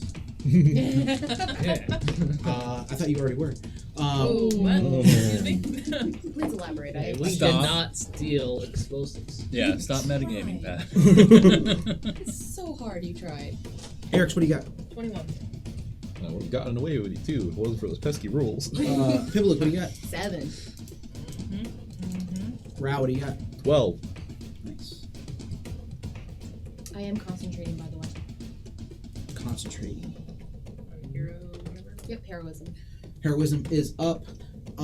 At this instance, Eric's, you took the initiative. So it's one gentleman. One gentleman with a tall, cloaked individual next to. The rest of them seem to be flanking, but not in forward. They stand about 30 feet away from you. How many people total? There are 8 individuals. You see the 6 of them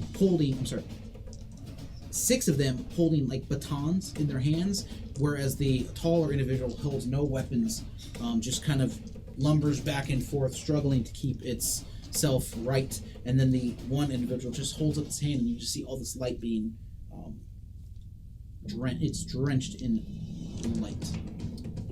As an action, I'm going to use my Armor of Shadows to cast Mage Armor on myself.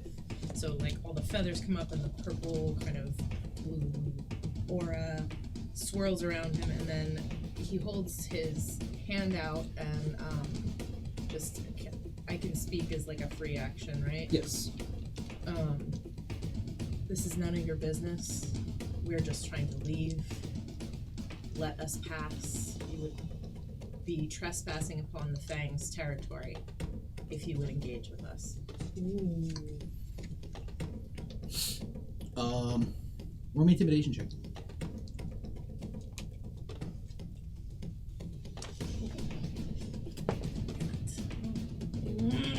You have a D4 too. I use that for Oh, my. okay. Using your inspiration. Using my I don't think a D4 on that would have helped. No, it would not have. Ugh. We need a dice jail. Yeah, I call this the pits. 13. The pits 13? of Tartarus. They look to you. So you side with the Fangs. I side with my friends. No.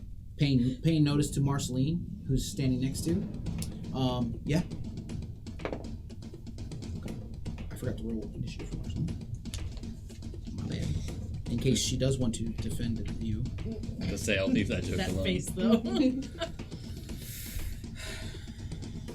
Okay, we're gonna have a little talking hour when we get home. We're gonna have a talking stick and everything. Talking stick.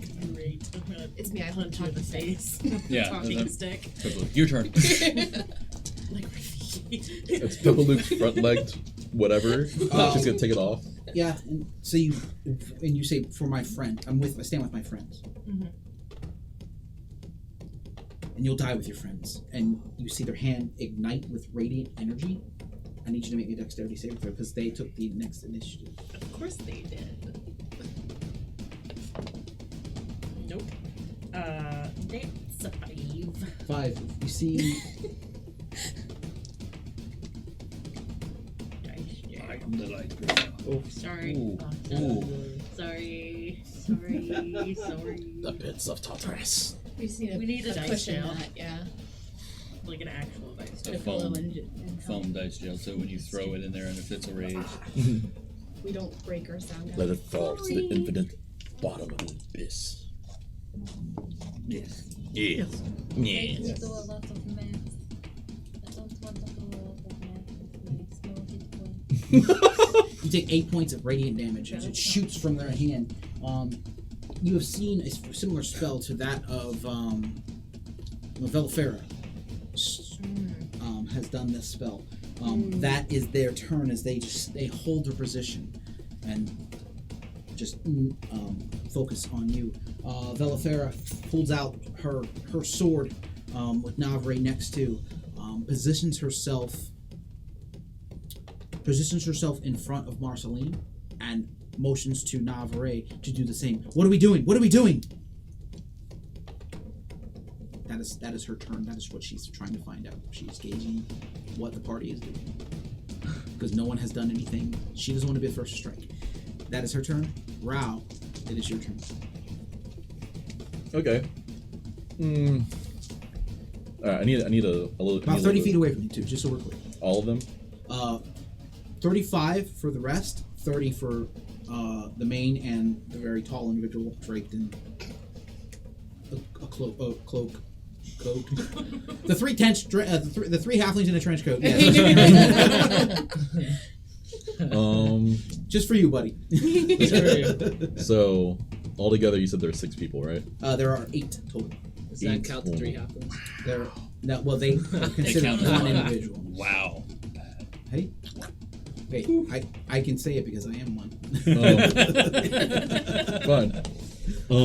I just hear Velifera scream that out, and I'll say, "We're just having a little bit of fun here." And I will bonus action Shadow Blade and summon, the Icarus dagger in my left hand, and then as an action, I'll run up towards. Are they like in a circle? Kind of a crescent Okay. around the leader. You get that whole that they are kind of like he's this one's in charge, you know. Like, The guy that's been yes. blowing light out. Oh, this is so fitting. He's their guiding light. Yeah. Ouch. I approve. Of course you do. Delta Academy was sweet, but it Fine. hurt. Fine. Then I will use Yeah, my that action works. to cast Think about a it. Shadow Claw, and I'll strike out on him specifically. Okay. Shadow it. Nope, I'm not going to use him What do you for that. That is 8. 8. So yeah, Shadow. definitely. And you all see this. You see Rao's hand lurch out, almost like bestial, and then this shadowy claw form out, almost like long tendrils, like Lady Deathstrike, and just swipes out. The individual backs away. You almost, in that instance, you see the bit of light and shadow just hit, and almost you're not sure what is pulling what away. The light trying to pull the shadow, and the shadow trying to pull the light in that instance. But you run up. You are within striking distance, so you are right up in front of this. Okay. Okay. I'll give him a little wink after I do that. Roll me an intimidation check. Roll me a cockiness check. Oh, that's not a. That's an 8. Actually, you know what? You're gonna burn that inspiration on Yeah, that. for this one, why not? Oh, okay, that's a 21. 21. You went from a this to a this. Very much anime style. You just see that quiver and a bit of sweat just run down their side. Did I just become his waifu? You will. Ooh. That is your turn. It is Marceline's turn. She stands.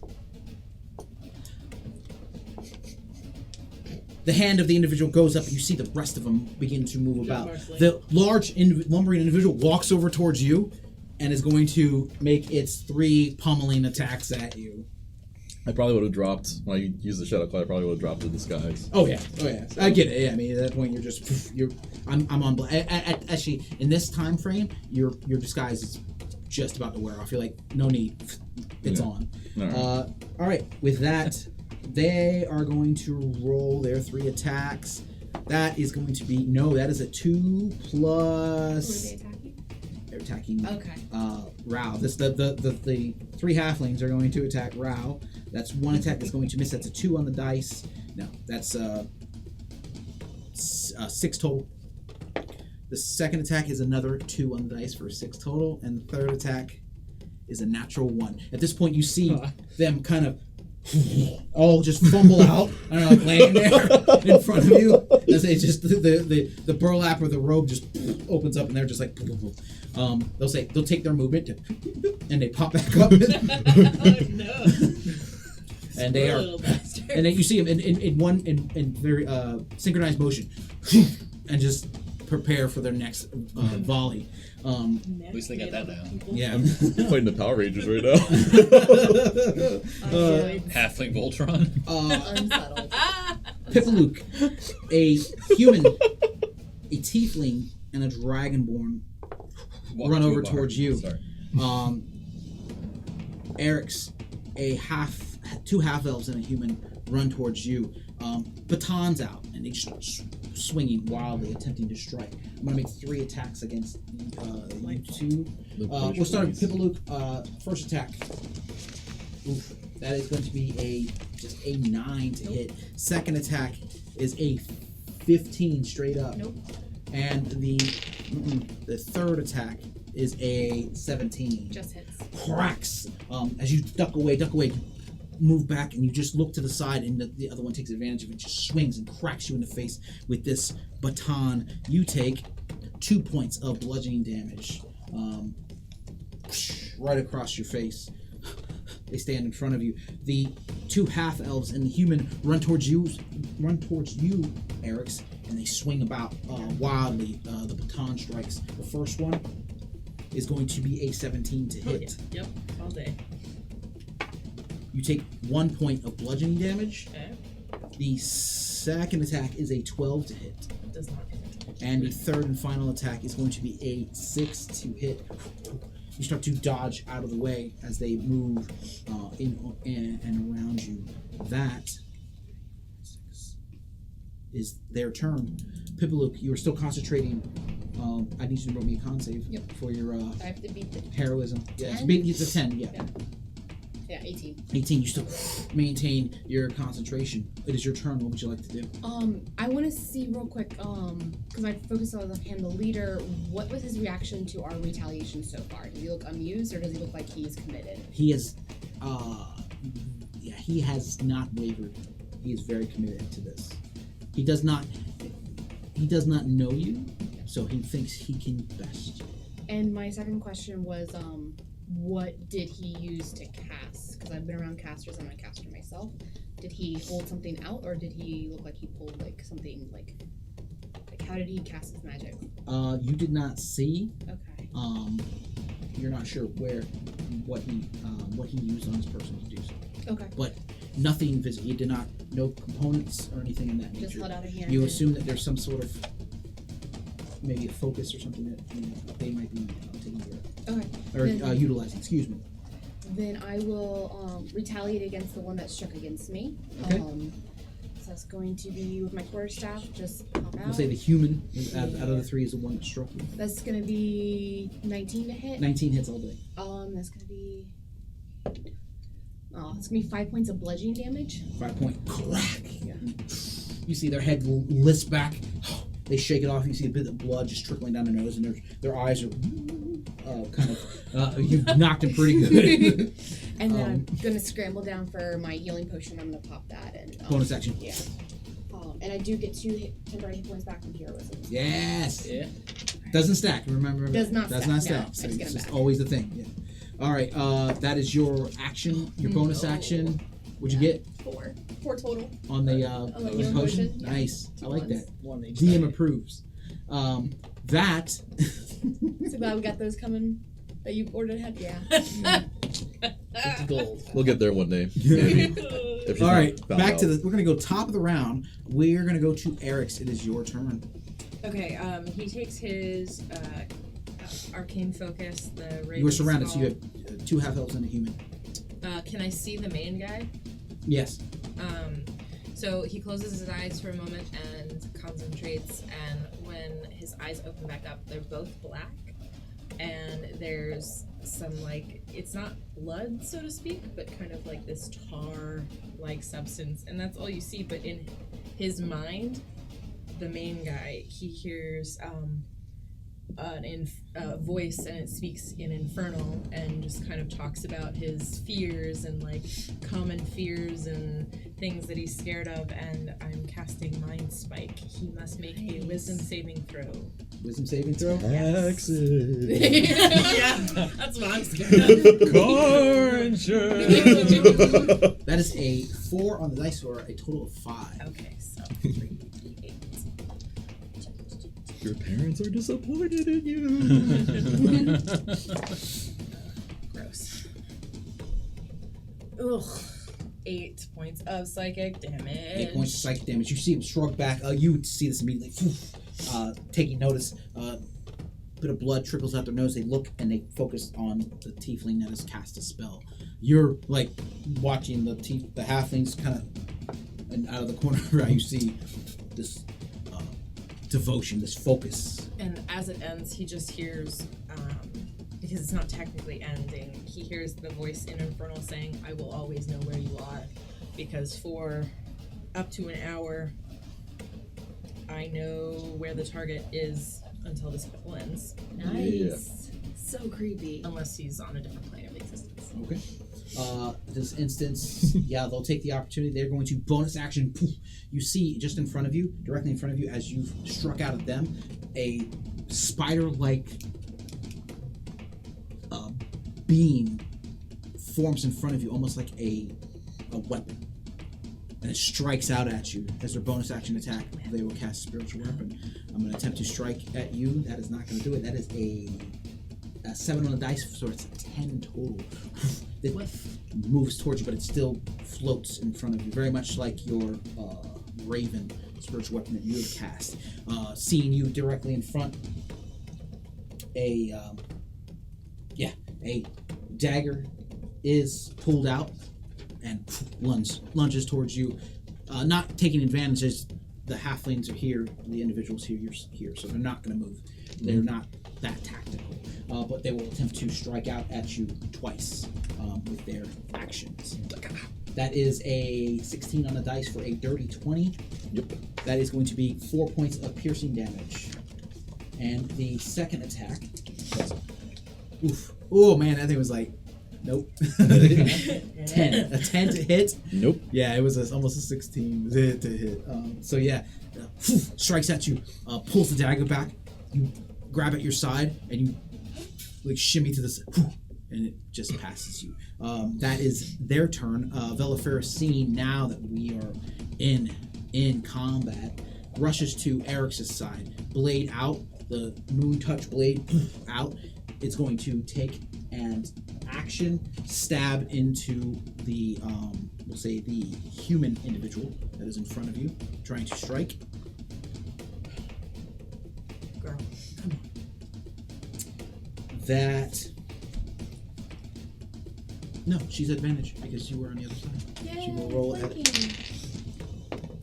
That's much better. That is going to strike into. That is a 16. That's a 19 to Get it, girl. damage. That is, but it was one-handed, so that's that's 8 points of slashing damage. As she brings the blade across, and in this instance, she is going to. And I did not, Pipalook, in this. When you left, did you look? Nope, never mind. She didn't take it. Nope. Nope, I'm not gonna do that to myself. Do it though. Do it though. Nope, don't want to. That is her action. I'm not going to upsell the cleric here right now. With that, yeah, Velifer runs up, strikes into, blade across. She motions to Navarre. Navarre leaps towards and is going to jump on the other halfling that is striking at you. Is going to attempt to strike. That's going to hit. It's 11 on the dice. Plus Navarre. Plus Navarre. Yeah, That's that's a a good plus 4 to hit. And it's going to claw attack. That's a D4. That is 6 points of slashing damage into the half elf that is harrowing you. 6. That is their turn. Rao, it is your turn. What would you like to do? All right, I'm gonna back up after he tries to stab at me. I'm just gonna say to him, you know, between a badger and a wolf, you picked the losing mascot. I'm gonna turn over to the guy in the trench coat who tried to stab at me. Oh, sorry. Before you, sorry, it's the start of your turn. Yeah. Oh. You're going to take 2 points, half to 1 point of radiant damage, as you're within 5 feet of this individual. Sorry, you're within 10 feet of this individual. Is he also taking that damage? Because he does. Why would he? It works both ways. Yeah. If that's that ability that I'm thinking of. He is a different. Ooh. Yeah, I know, because that was a different character. You gotta hurt other people. You gotta hurt So yourself. many technical research going on right now. Oh, yeah, Well- no, he does. Nope, he does. Yeah, so I'll swing around and I'll attack with the Shadow Blade and a rapier at the guy in the trench coat. These assholes. Dang it. That's a 9 with the rapier. As you pierce through, you see him separate and like come back together. And then that's dirty 20 with the Shadow Blade. Absolutely. So that is 2d8 damage to him. Yay. Oh wow, that was a great roll. It's 3 points of psychic damage. 3 points of psychic damage. Yeah, I rolled a 2 and a 1 on 2d8. You lunge forward with the rapier. They separate, and you swing around with the shadow blade, catching the one. They almost bend over. They touch to the ground and push themselves back up Oh, I don't like as that. they begin to. Like a jack in You the box. see that you have Slinky. at least cut the one that was in the center Okay. of the three. Yeah. That is your turn. That was my All turn. right, maintaining. Action, I bonus like action. it. All right, the rest of the crew. With that, the halflings And they're going to take their 3 attacks at you. First attack is not going to hit. That is a 9. The second attack is a 13.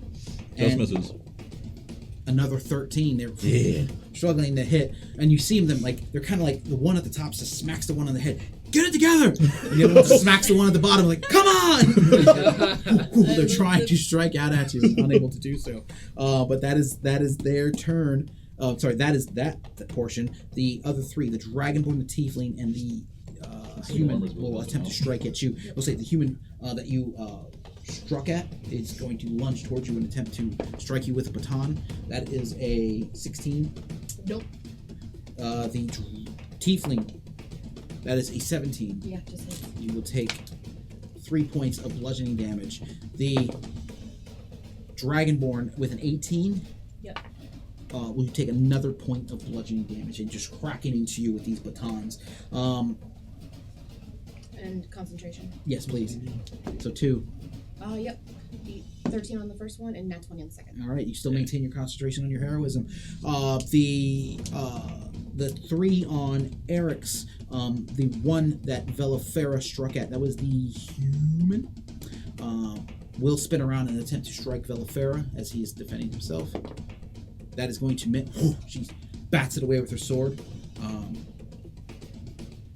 Yes, she bats it away with her sword. The other 2 will take and try. No. The other one's going to attempt to strike at Navarre. No, that won't hit. And the final one will attempt to hit you. That is a 13. Misses. All right. This full display is happening. Pipalook, it is your turn. All right. I'm gonna try to go through them one at a time. So I'm gonna go ahead and try to attack the human again. Okay. That's a crit fail and -2. I have inspiration. I haven't used yet. Yeah. Cool. That is 16. 16 hits. Okay. 28. There it is.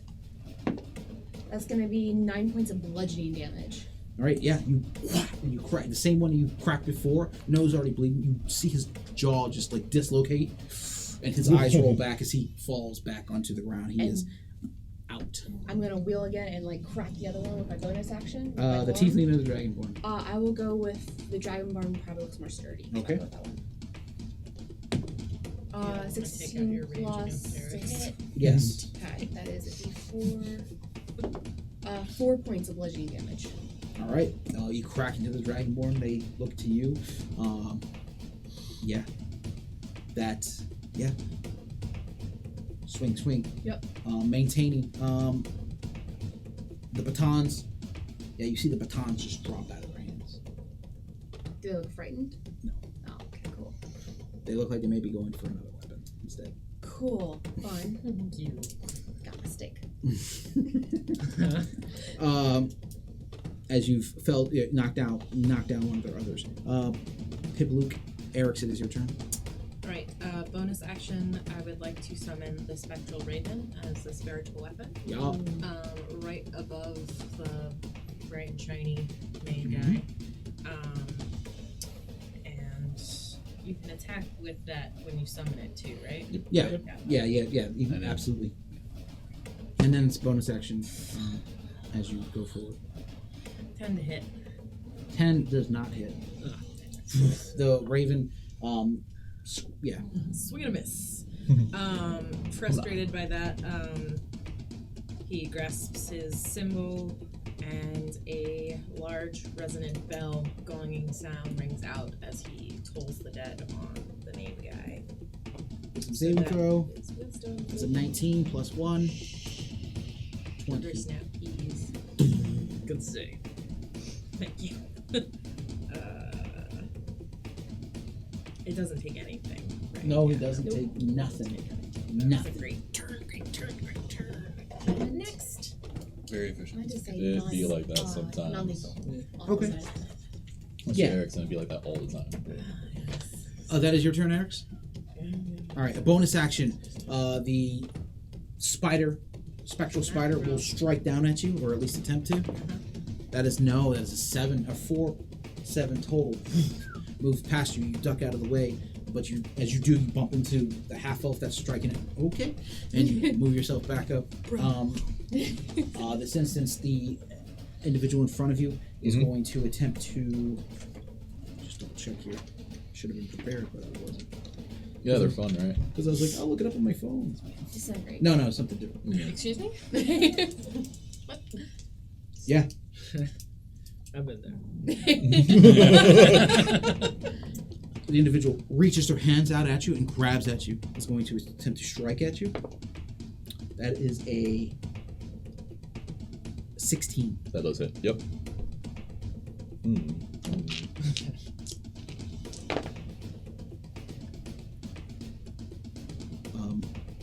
You take 17 points of necrotic damage, half to 8. 8. Okay. As they inflict wounds onto you. That was the leader guy. Yes. All right. Okay. Dwarves is nasty. Yep. And let me just confirm here this. He wants to have some fun. Yeah, that is their turn. Bonus action, switch weapon, action, inflict wounds. Good times. Vaceran, it is her turn. She is going to strike down at the human again that she had stabbed before. Sorry. Half elf that she stabbed before. That is a 14 on the dice. That is a 17 total. She will strike. Nice. That is. I wish I knew what those rolls felt like. I just want to feel someone's blood on my hands. What's it like to roll over? What's it like to roll over an 8? Very sharp elbows. I'm sorry. You see the blade swipe across the welded blade, cutting into the individual, and you see him drop off to the side, Eric's, as Vaceran does step towards you. Yeah, she steps towards you. Are you okay? Okay. That is her turn. Navarre will jump into the fray, attempt to strike at the human that he was already messing with. That's a natural 1. You see Navarre leap towards and just I know it does. kind of fall right to his. He goes prone, Oh, buddy. unable to lay purchase on the individual. Well, he's not a real cat. He's dealing with a -2 as well. Yeah. That's true. He is. Rao, it is your turn. Okay. Well, seeing as the man in the trench coat can't really get it together, I'm gonna swing back around. Start your turn. You take 1 point of necrotic damage. Okay. It's already halved. So. Okay. so we're clear.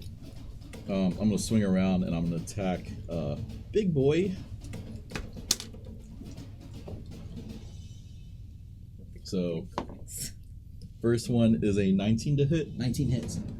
and then the Shadow Blade is a natural 1 to hit. Yeah. You see, What as did the, you use- as the did shadow you- blade, as the shadow Sorry. blade is out there, you see, you just almost for a split second, Oh, and you, Oh. as you swipe it across, as you go to swipe across, You almost stopped it me extinguishes as you pass through. I And almost it had comes it. right back I'm sorry. and prepared. But give me your damage Okay. on that first. All right, the rapier. Hey, that's a 10. A 10? Yeah. Nice. You So see in bad. this instance with that 10, you strike in, you see a bit of blood cough up. Definitely looks bloody. Not pleased with this situation. As I do that, I'm just saying, you could just go home. It's almost time for supper.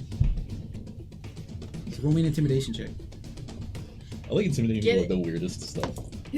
Oh, Yeah, yeah, 21. yeah. Okay. The awkwardness of that phrase is almost intimidating itself. Yeah. Damage right there.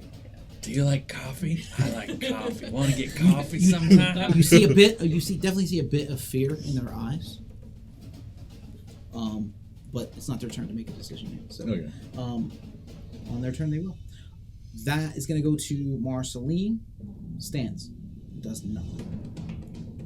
The rest of the individuals will move up. The halflings will make their 3 strikes at you. I feel like I'm fighting second graders and it's great. Oh no, wrong thing. All together. Just wait till they hit. 30. That's a 19 to hit. Yes. Okay. You take 5 points of bludgeoning damage. That's the first attack. Mm-hmm. Second attack is a 17 to hit. You take 5 points of bludgeoning damage. Third attack is a 12 to hit. That does not hit. The guy in the bottom, he's like trying to hold. He's trying to hold, and he's just unable to make purchase on you. Okay. Just kind of like he pats your leg. I got you. That is their turn. That's going to go to the rest of the two. The Tiefling and the Dragonborn on you are going to attempt to strike. The Dragonborn first will be a 18. That hits. What are they attacking with? Oh, sorry, they pulled daggers out. I apologize. They wanted to go to something that had a little bit more. Yes.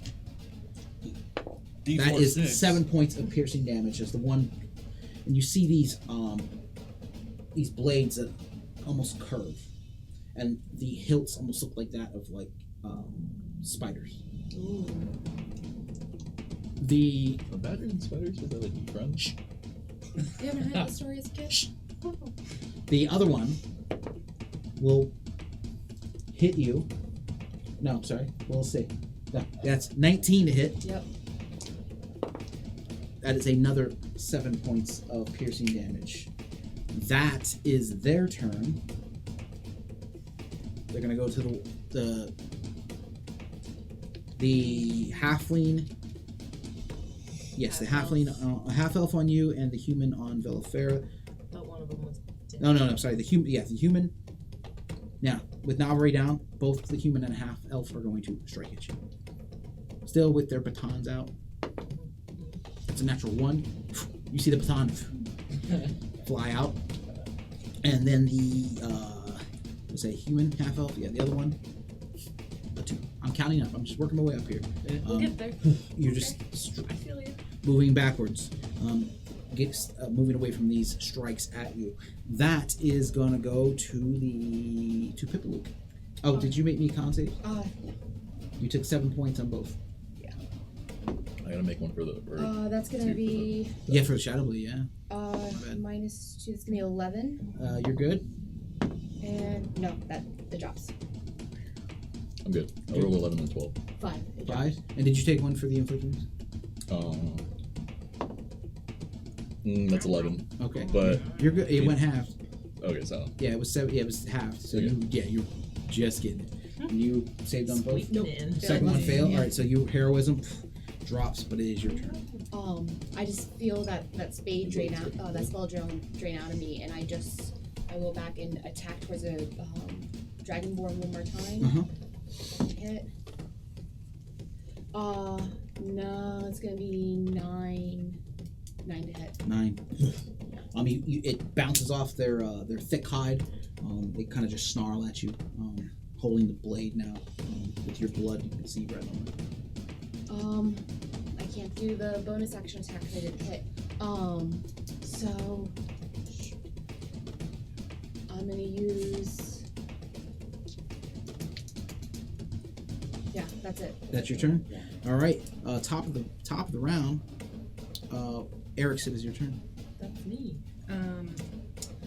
I am going to drop my concentration on Mind Spike and concentrate for a moment, and kind of blue electric energy starts crackling around his hands as he casts Witch Bolt at the main guy. Make me a wisdom saving throw.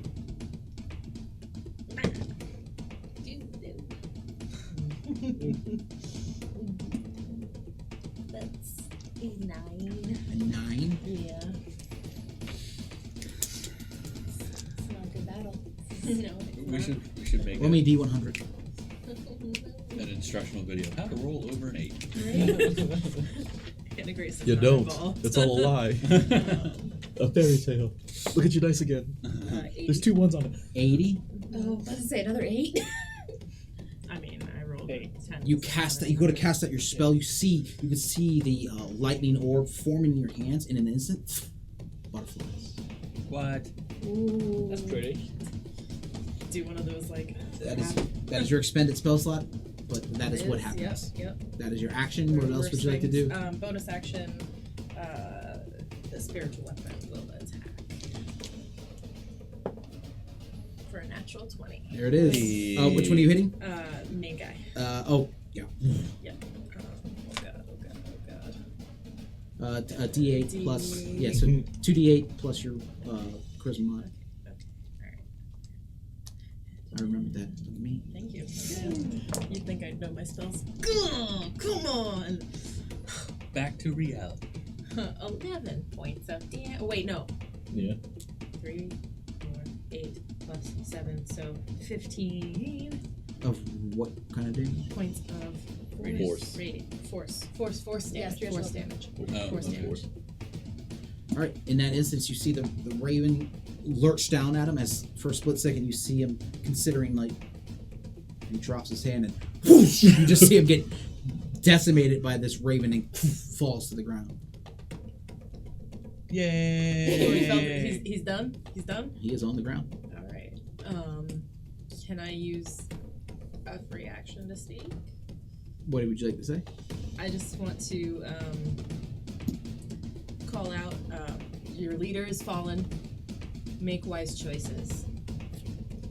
Are you a college counselor? Roll me a persuasion check at advantage. Okay. More for Rao's statement than the fact that the numbers are, because they still outnumber you technically. Yeah. Natural 20. Natural 20. So that's a 27. All right. You see them; their hands just drop to their sides. Take your wounded and go. Get out of here. And they begin to pick up individuals and drag them away. I will take an attack of opportunity. Just because I know I'm stressed, I'm low in health. Like this is paralleling. Yeah. Love it. And I'm not thinking about the situation clearly. Okay. No, that's gonna be 2 plus 8 altogether. Okay. So Yeah. the Dragonborn again. He's trying to drag the human that you knocked down. Trying to drag him away. Dodges out of the way of your. The 3 halflings move over to the other individual and begin to scoop Before them he up. does, I put my blade in the way and I say, I like that coat. Roll me intimidation check. I'm preoccupied with other things right now. Oh! Oh, jeez. 21. 21. Terrible. It's still on the ground technically, so yeah, you can have it's yours to have. They look at you and just grab the leader and drag them away. Okay. As I walk past towards grab a coat, I'm gonna try to trip one of them the leg and see if they'll fall topple over Oh, the you're end. just stacking the deck here. Oh Yeah. my Okay, gosh. no, go roll it. You're making some enemies we're gonna regret later. It's gonna be 10. 10. No, you and leg lifts up. Yeah, the one at the bottom is probably carrying his weight. He's carrying a lot. Yeah. But they scoop up and they dart away down the alley, carrying their fallen. Are you happy now? Are you happy? Good job, guys. You saying that, Marceline? Yes, she is. Okay. Great job. This is the thing. I put the rapier away, I slide it in, and I throw the new overcoat over my shoulder. I'm like, this will fit Unido. That's kind of cool. You're like fashion week in it. Yeah. Like, I'm gonna say, I'm busy. I was like, I'm gonna walk over and say, listen, you're right. We're not your mom and dad, okay? We're not Dovivar. We can't tell you what to do. But I saw the way you looked when you were walking by. You were fucking shitting your pants in fear. Well, they're not anyone to be messed with, and you guys did. No, not anybody to be messed with. Pippaluke's half dead right now, and she wiped the floor with all of them. So ask yourself this question: if you can't handle people like this, Do you think that's all there was? that's all I saw right now, and that's all that matters right in this moment. Do you think this is gonna be a huge issue once we're all the way in Sarama? Once we're all the way up north back in Pippaluke's forest? Well, once you're there, Then that's I'm it. not going to Sarama. I have to stay here. I have to live around this. Then that's all you gotta know. Well, Make I'm better glad choices. you're worried about what's going on with me, Rao. Listen, if I'm what's scaring you at night, then you really don't belong in a big, bad den of men that are stabbing people and feeding them to pigs. You're not what scares me at night. They just ran away. She walks away. See you at home. Are you guys gonna escort her home? No. Yes. Throughout this whole conversation, Poco just standing with like her head resting on her staff, just like calming down. But when she hears Marceline start to walk away, she'll lift her head up. We should continue moving. This conversation can happen at home, and just beat, just to the limit. And you can see the sun is beginning, not setting, but it's definitely that autumn sky, or now winter, but definitely it's setting. She may have some interesting judgment, but she is not wrong. That was not the last of them. There's always to not be here in dark.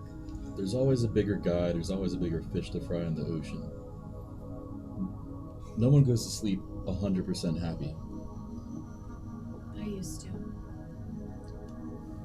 You know what? You're a pretty big fish to fry, so. I give Pippaluke my potion. Where is Rao and Unido? Take the potion, roll it. Make sure you mark it off. Where's Roy and Unido? Roy and Unido, yeah. Make sure you mark off that potion that you gave to. Someone's having an identity crisis over here. Yeah. A little bit.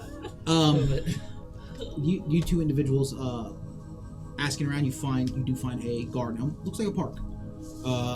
Sun beginning to set, but park seems relatively empty at this time. Very well maintained. You see a cobblestone path that is throughout, and it's, we'll say, a decent size, almost like a good city block. Okay. I'm still just watching you carry this.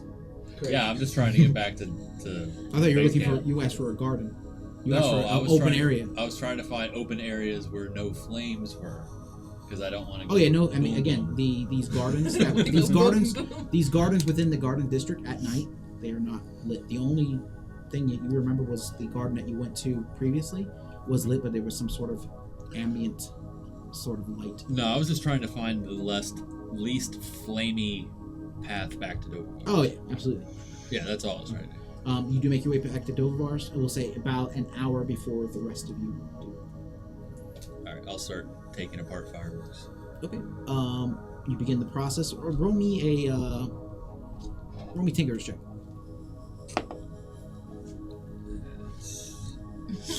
Intelligence plus proficiency, correct? Yes. Cue cards. As the rest of you make your way upstairs, you would see, surrounded by all sorts of.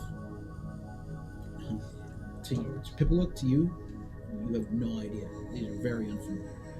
Rao, Eric's, yeah, you've seen it. You've seen the like, or very aware of what he's probably getting himself into, but he has taken them apart. Pulling out the good black powder. 15. 15? Okay. You do it with a bit of, you take your time with it. Yeah. You have a bit of a leather pouch as you expel the gunpowder or powder separate from anything else. You make sure you look at the fuses. You're like, I can use these. Yeah. I can use these. I can use all this. And you start separating. You see your garbage pile. It's like, I cannot. This is just trash. Yeah. Just to you, this is trash. But you see spread out, almost taking up a good portion of the room is Roy, and everything's kind of cataloged or sectioned out. But that is what you see as you walk upstairs. Unido, what are you doing in this instance? I'm taking the 5 dolls that I bought, and I want to arrange them in strategic places on the upper floor. One of them's gonna Are you trying to keep them hidden, or they're just very blatant? About half and half. I put one inside Raoul's clothes drawer or something like that, so he can see that. Roll me sleight of hand. That's probably not cocked. 8. 8? Okay. It takes you a bit of time to start scanning the room to see what's the best place to achieve my goal. but you do manage to, you have one. Well, maybe in a rocking chair if there's a nephew or something. So you got one. You got one kind of like hanging from the holes that Eric's horns have made. So he's just Well, that's a good idea. draped there. One in Pippaluke's bed. One in the rocking chair off to the side. But Marceline. Just one right on the table, just right in the center of the room. Marceline comes up the stairs, closes the curtain to where she had been sleeping, and you're not sure what she's doing on the other side, but she is Trying to wave. pays you no. Good to see normal spirits, Marceline. The rest of you, what are you doing? Go find Unido so I can give him his new coat. Okay. Oh. You walk over to Unido. They're carrying this coat. It's a very, very large coat, taller than you. Roll me an investigation check. Man. 6. 6. Is disgusting. There are stains, there are marks that you don't know what they are. And if you could I picked smell, up by 2 hands. Look like that little label. So. if you could smell, you'd be a little unnerved. Do we Okay, smell? if I knew all like the coat was like super gross, I would just like press the digitation stains and try to make at least any of the fresher ones out. You didn't investigate the coat when you picked it up. You just grabbed it. So you made your way all the way back. You presented it to. This is what he has right now. He has a dirty old coat. Troll skin. How bad is it? Oh no, it's not. It's not like. Yeah, we do have a troll skin air. It's not a. It's not. It's just you. It's definitely not as amazing as you would have hoped. You can see that this has been worn by 3 individuals instead of one for probably quite some time. I'll just say, it does well in the pinch. I mean, it's kind of long, so it'll cover your hands and legs, and it might work. And then, like, as I'm saying this, I'll like try to like use my arcane tide stick to get certain stains out. Tide stick. I'll add it to the wardrobe, closet, whatever. Yeah, you there is have there is a wardrobe in the far end of the room for you to keep anything you would like to have hung up. So I'll put that in there along with my nice cowlet suit. Okay. I'll be an astronaut. You you make your way over and you Tossing for a begin bit. to hang up. And it's funny too because when you see Unido hang his clothes, there's just for a brief second there's something about it. It just seems very fluid. Like it's not Unido doing it, it's like someone else is doing it. One-handed. It just hangs them up. And it's just very normal.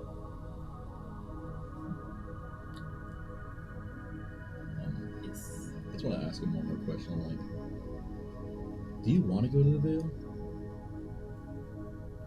It's come up a lot when it comes to things related to you, but we don't really know what you want. You just kind of seem to be along for the ride. But you might deserve to have something done for you, man. Yeah. And the hand a hand goes on to think about it, and I pause for a second as I tap my head. That's about it. Yeah. Not any. You don't have to tell me anything soon, but if it comes up, just let me know. That's right. Yeah. Were you spending how much time with these fireworks that you do have an appointment later? Well, as I'm sitting there, do I notice that they all have their asses kicked right now? The only one that looks worse for wear would probably be Pippaluke. I'm bloody. You were and Rao a little bit. I have 10 hit points left. Oh my lord. That resistance is good for you. Yeah. I'm just gonna look at them both and be like, so, what'd you do? Just went badger hunting for a little bit. We went into the Cassidy slums and found out that I believe Eric's has some things to explain, and Marceline as well. Before like people get super angry, I'm like, okay, she said don't go back, but there's this really good like restaurant in there. It's like top tier food, amazing food and wine. So like, Are you whispering this? Only. No, I don't whisper it, but I kind of turn away from Pippaluke as I say this to him. Avella Ferris says plenty of your type there. Oh, I see. I'll just turn to the. You got to say the food was pretty good. The food was fine. Yeah. It was the other company, all of the company I could have done without. Yeah. Sometimes you got to walk to the slum and find a hole to find some good food. You know? Pippolut did fight well. Villafera speaking. You fought? I did. To bring Marceline back to us. Why did you have to fight? She was under the orders of that man. His name escapes me. Carlon. Lovejoy. Yes. Which one? Both. First and last. All right. So, in what way was she under his control? Was she under magical control or just intimidated? She seems to think he doesn't have the ability to manipulate. And I'm saying all this like loud. No, she's got her Beats. Her beefs. She's got her Beats headphones on. She's good. The ability to bring.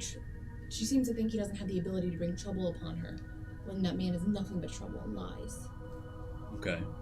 But as far as controlling her, did it seem magical or just intimidation? Intimidation, from what I could see.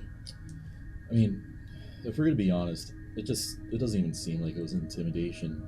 It just seemed like she wanted to run off with a gang because she's going through some rebellious teenage crap. She didn't want to go with us, and at his word, she packed her things and walked with us. Well, he kind of owns the place. When you get kicked out the club, you can't say no to that.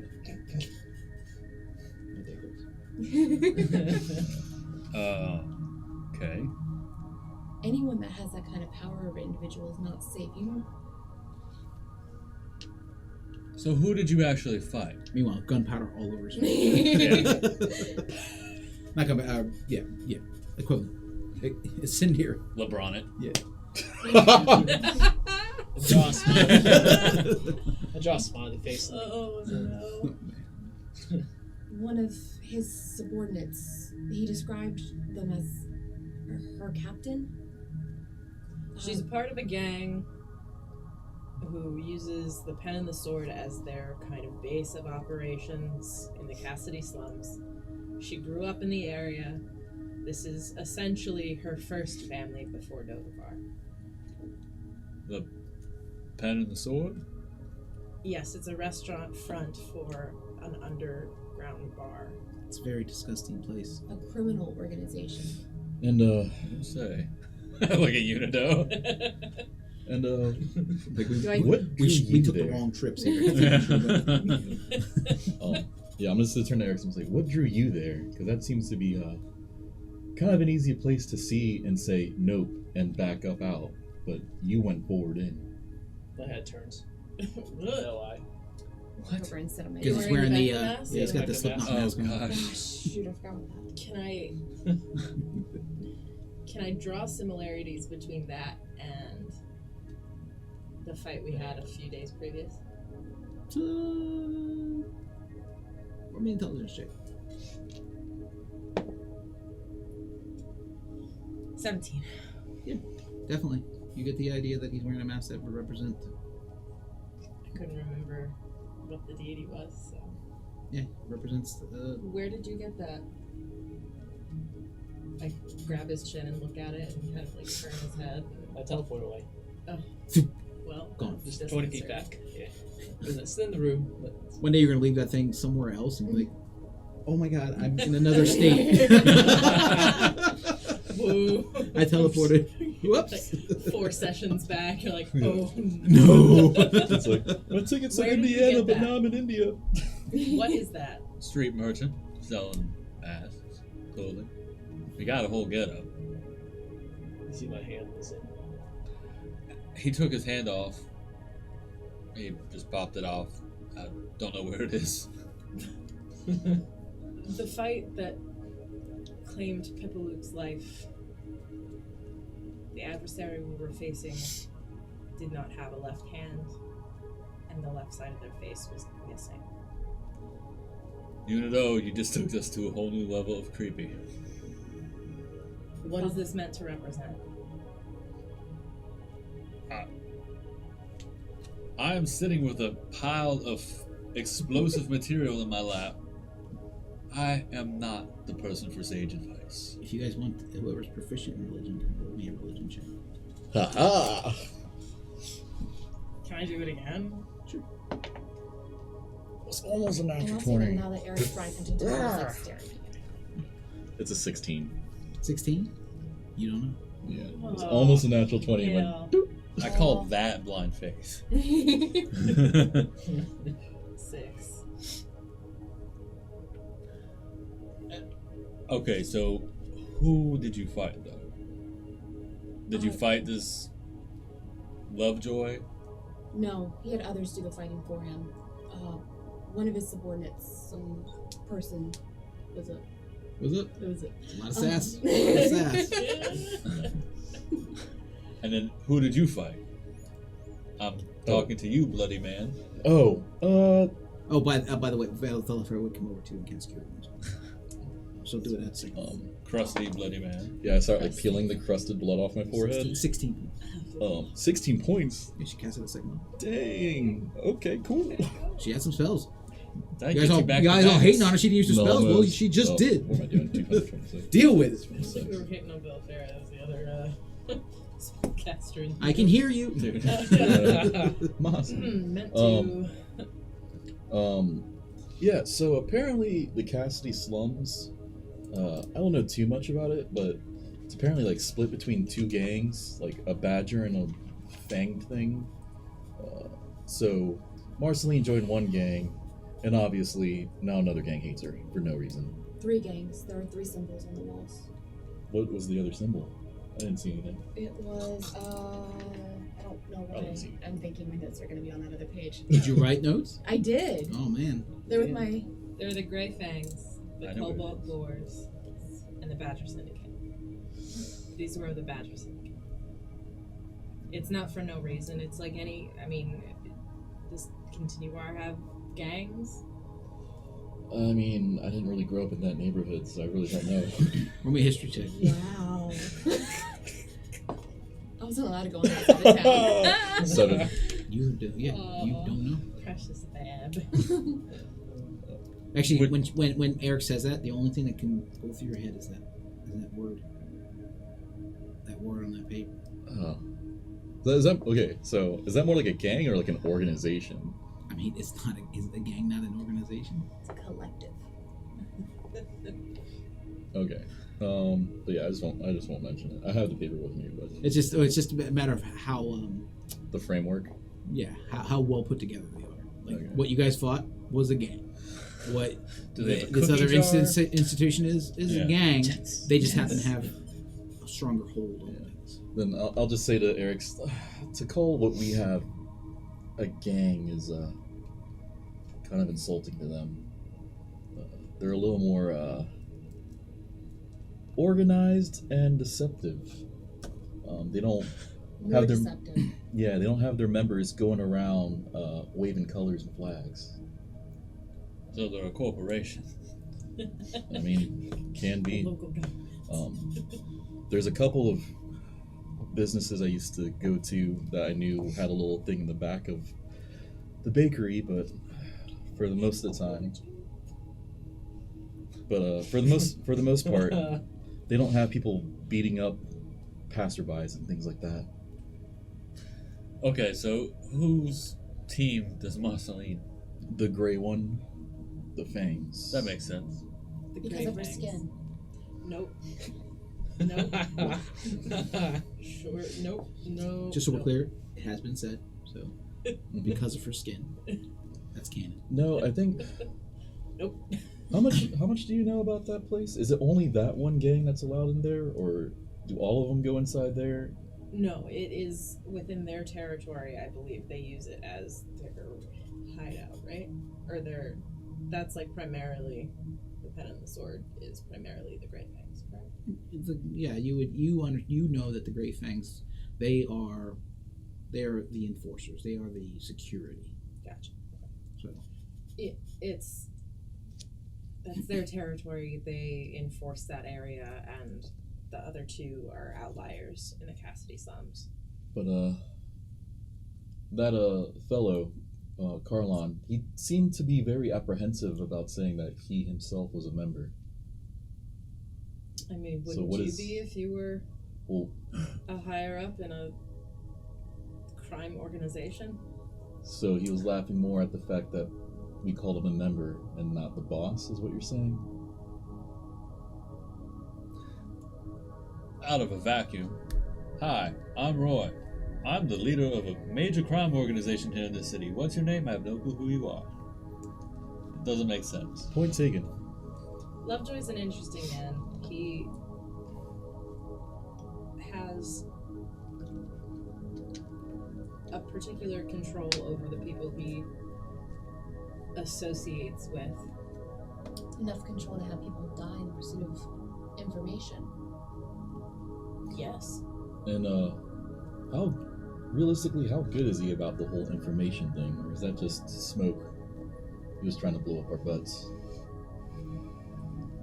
The particular journeys I've taken for the Raven Queen have led me to places where I need information, and his information that he has supplied has proven useful in those situations. What type of situations? When I needed to find a certain person or needed to know a name of a place, particularly in Carrion. I've been here a few times before. Is that how you found me? Inside check. She's inside checking. And what have She you... just Sorry. walks away and she sits down. Now break. Jumps. Since we're starting to fling out facts real quick, and I pull out my troll skin just to double check everyone else is here. You hear Velifer's like slogging to the floor. Still juicy? Wait, so are these like? It's not dry? Yeah, like They're dry at this point, but it's. Yeah.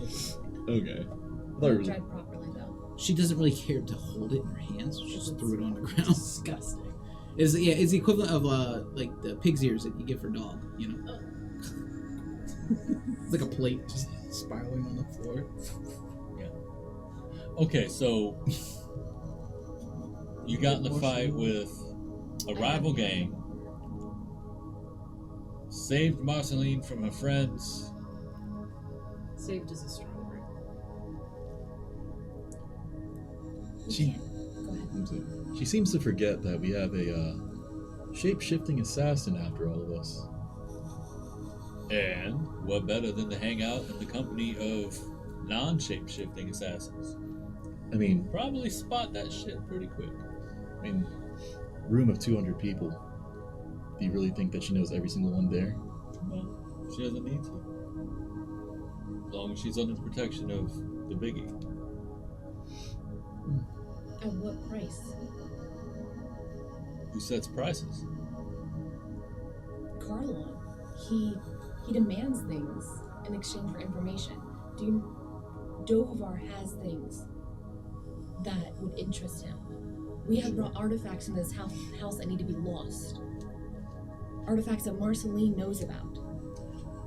If Marceline's been friends with this man since a little pup, and she's been living with Dovavar for several years going to school, and this man does not have the things that Dovavar has yet, then is a stand to reason that Marceline has not told him about it, or that he doesn't even know who Dovavar is. He didn't until tonight.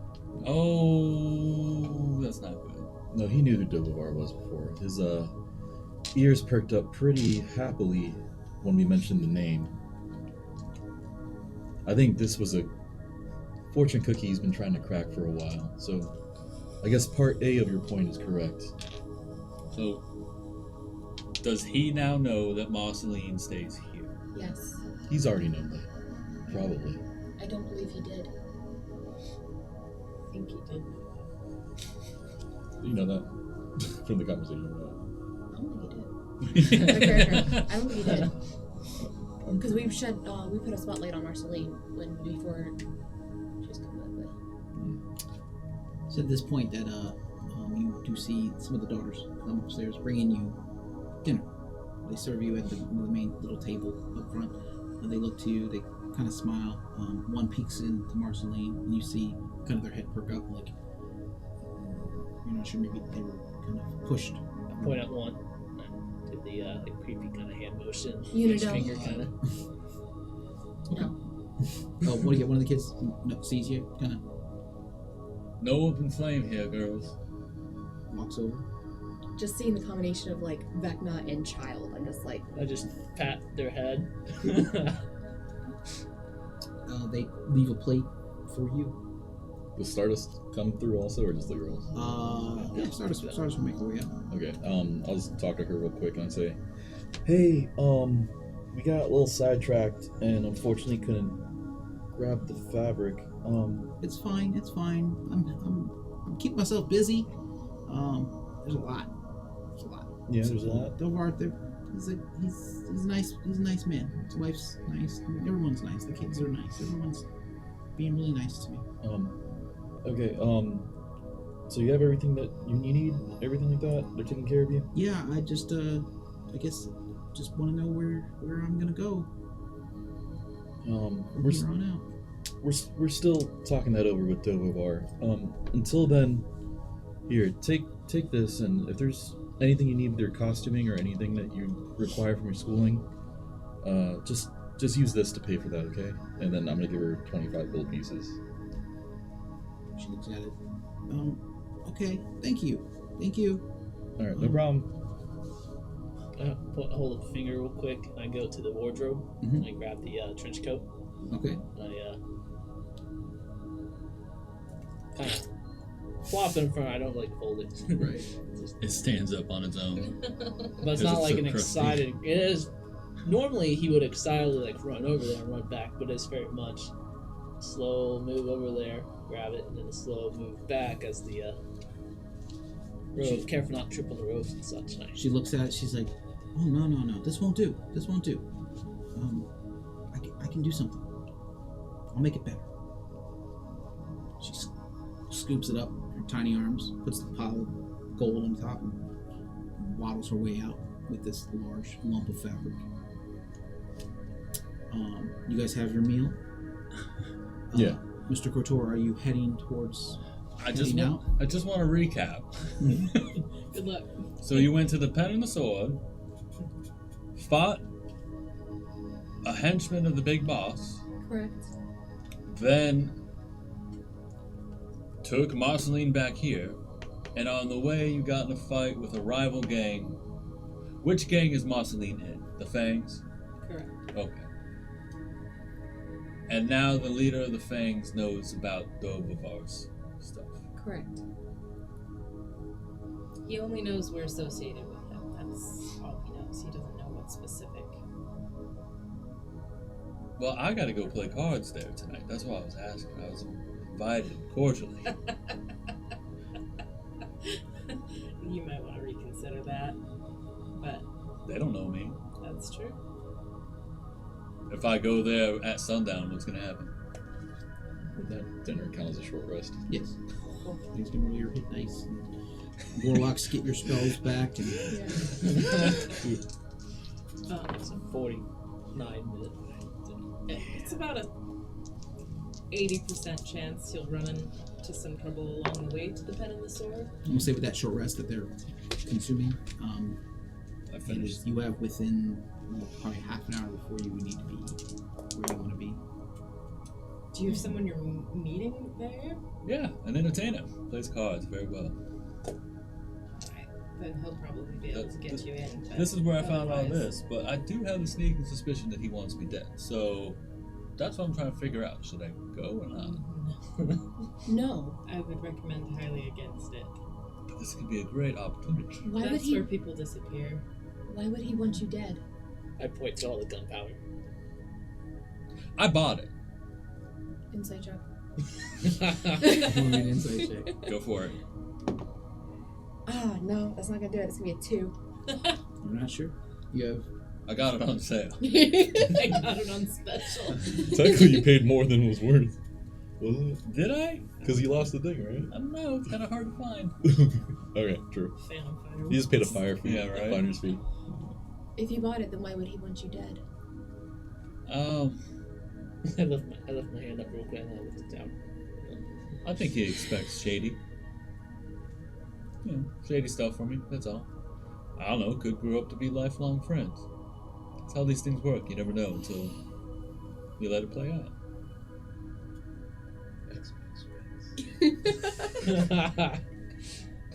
Yikes. I would recommend against it, but do what you will. With that Got about 25 minutes to I go. was gonna say, with that recommendation, what are you doing, Roy?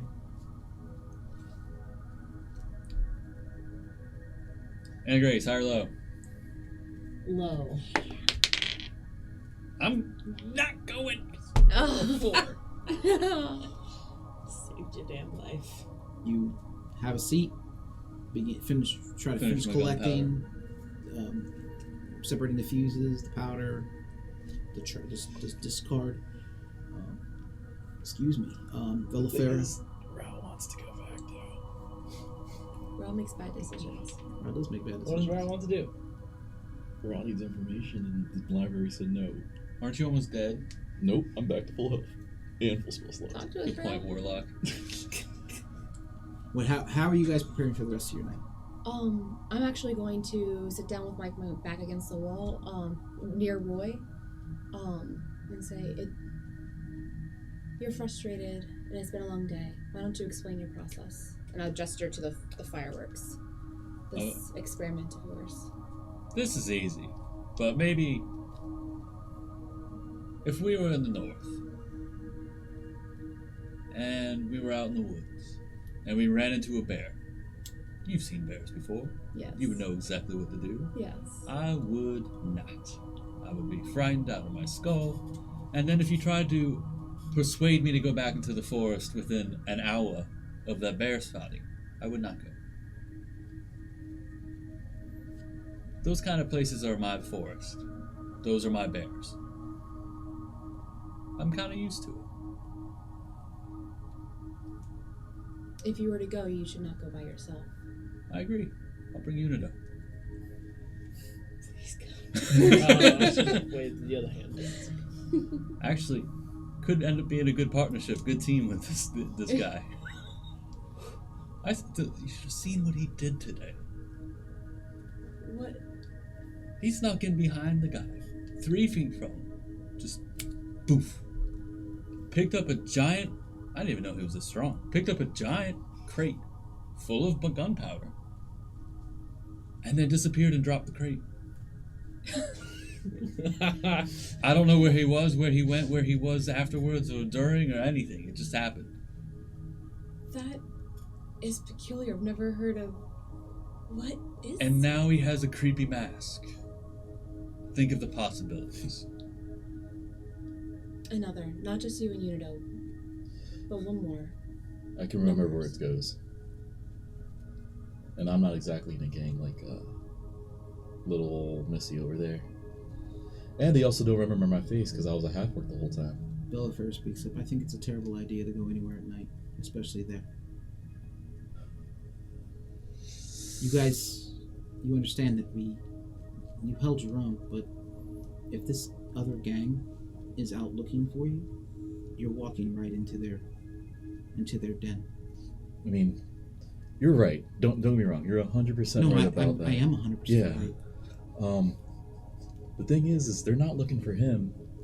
They're not looking for Unido, and they're not looking for this guy. And I'll change my appearance to the clean-cut Dovavar from before. She walks directly towards you, and for the first time she's right dead in your face, whatever face you have. Your tricks will only get you so far. Yeah. But we live and die by our own choices. If you scream at the bear and it doesn't run, what is your plan? Shoot it.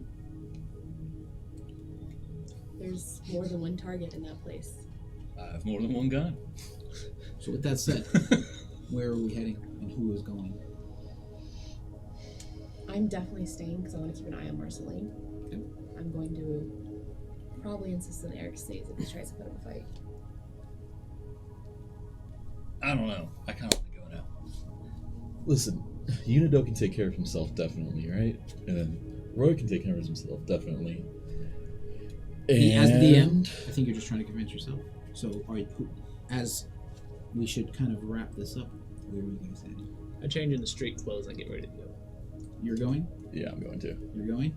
Oh yeah, if Unido's in, I'm in. You're going? Partners in crime. Okay. Eric, so you staying? Been pretty quiet, Eric's. Honestly, I'm really trying to work this whole they don't realize it's me thing, and you kind of stand out pretty hard. And I'll change into a nondescript, brown hair. You're gonna have to get a little creative with it this time, though. Way more different than whatever you were thinking of before. Brown hair, blue eyes, human.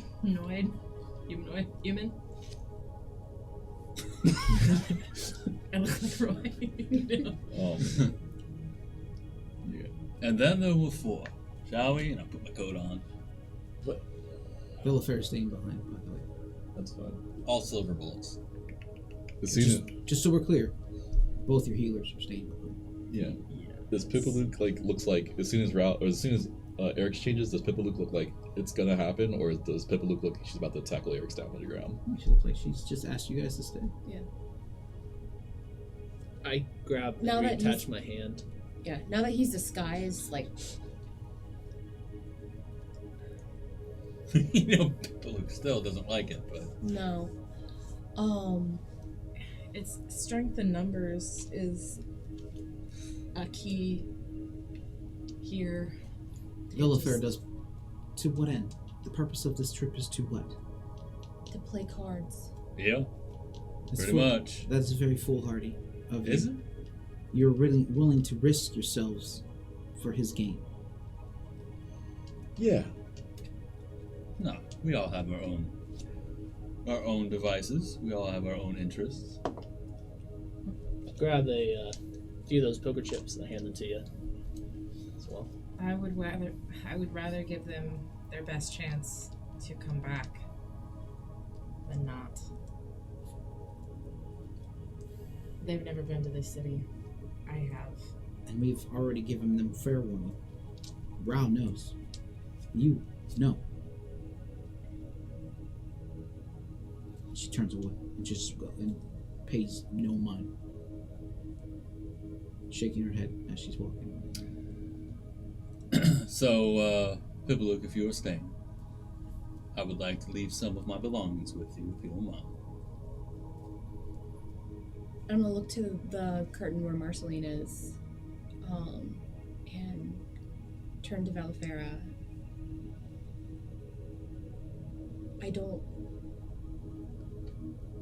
She has to stay here. I'm not watching her. I'm not her babysitter. She needs one. Then go watch her. And if they fall into more trouble again, If they fall into more trouble, it is their own fault. We have given them warning. All of them. Is there some way you can keep Rael here? And if no?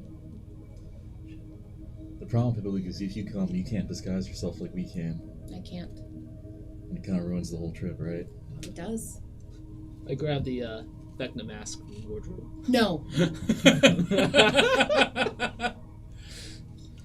Listen, if we go in there acting like a bunch of sheepish cowards that are worried about the first thing that's going to bite us, we're going to get bit. So, who really wants to go? Mosquitoes.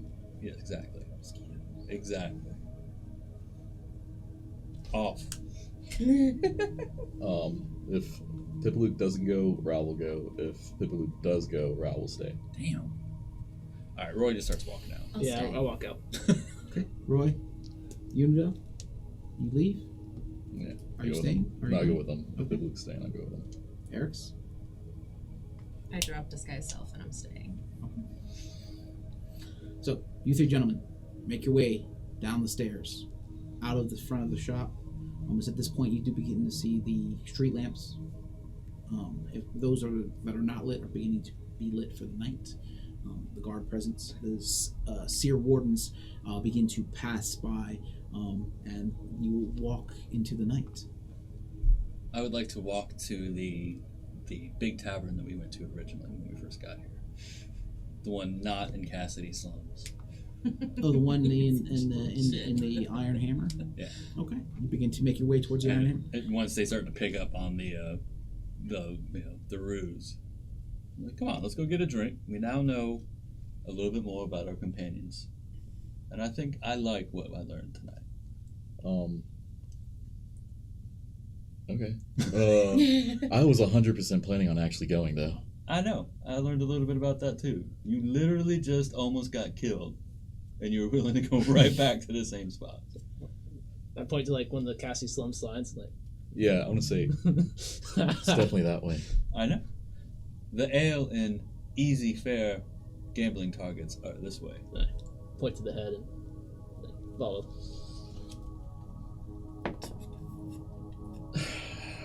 Okay, peer pressure. Ral goes with Roy. That place will be there tomorrow.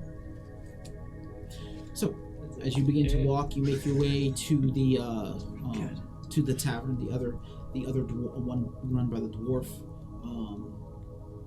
Have an ale, sit down, have conversation. Oh no, I'm totally going to take some people for their money too. Okay. I mean, that's definitely a solid part of this plan for the evening. You have a seat, and you see Roy step up, making his way over to an individual. Can I do my insight training for an hour as I watch Roy play cards?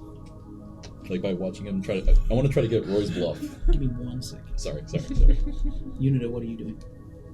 I want to join the table and play cards. All right, so you see they go to join and play cards. They kind of step away from you for just a brief second. You pause.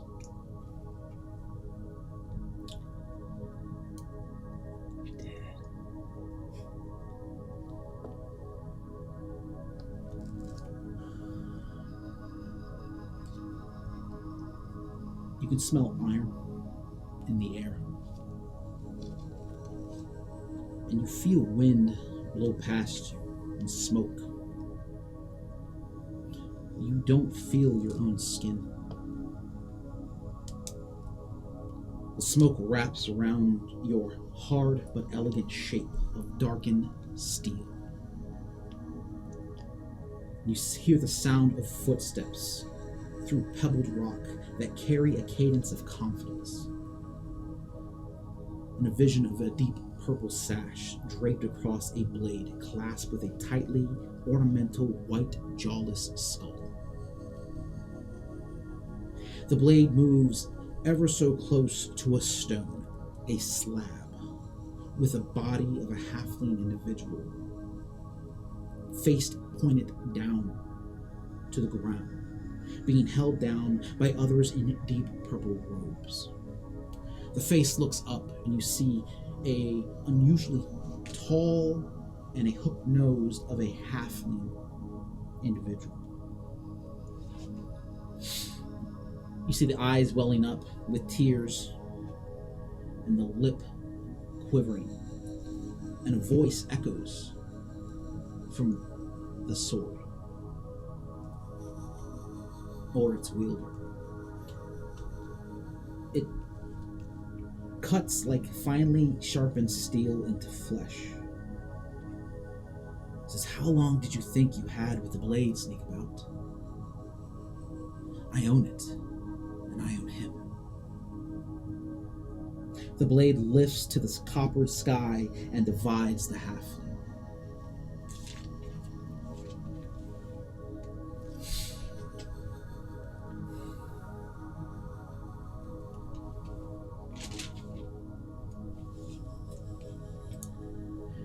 The image shifts and spins, and you are looking at the sword being held by that of a phantom of whirling human skulls, and the intent gaze of two black eyes. You shift again. You see two individuals, one with dusky gray skin and whiffs of smoke that leak from its body, almost sheathing it in shadow. Another individual with an eye patch covering straight black greasy hair pulled into a bun, draped in black leathers and weapons of precision all throughout. these two individuals look directly at you and drop to a knee and lower their heads. You spin to another side. You see a crazed shadow resembling that of a humanoid holding a conversation with that of a large, shadowy dragon entity. They look at you. You feel their yearning for what you are. Another shadowy human, that of a wizard, begins to conjure a spell and looks deeply into a basin full of shadow. And as it does, you see yourself standing in a bar. As your two individual party members walk away from you.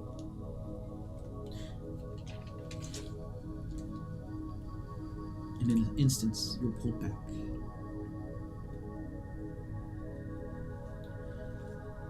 Ladies and gentlemen, we are going to go ahead and end tonight's episode with that.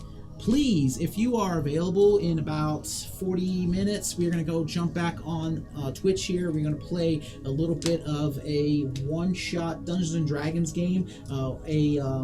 One of our followers or subscribers, Faceman41, was ever so kind to donate to us a Dungeons & Dragons starter set of the Stranger Things game. We're going to play level 3 characters in that, mimicking that of the Stranger Things kids, the cast. So please feel free to come back to us before we... Ooh, there he is. There's Dart. Yeah.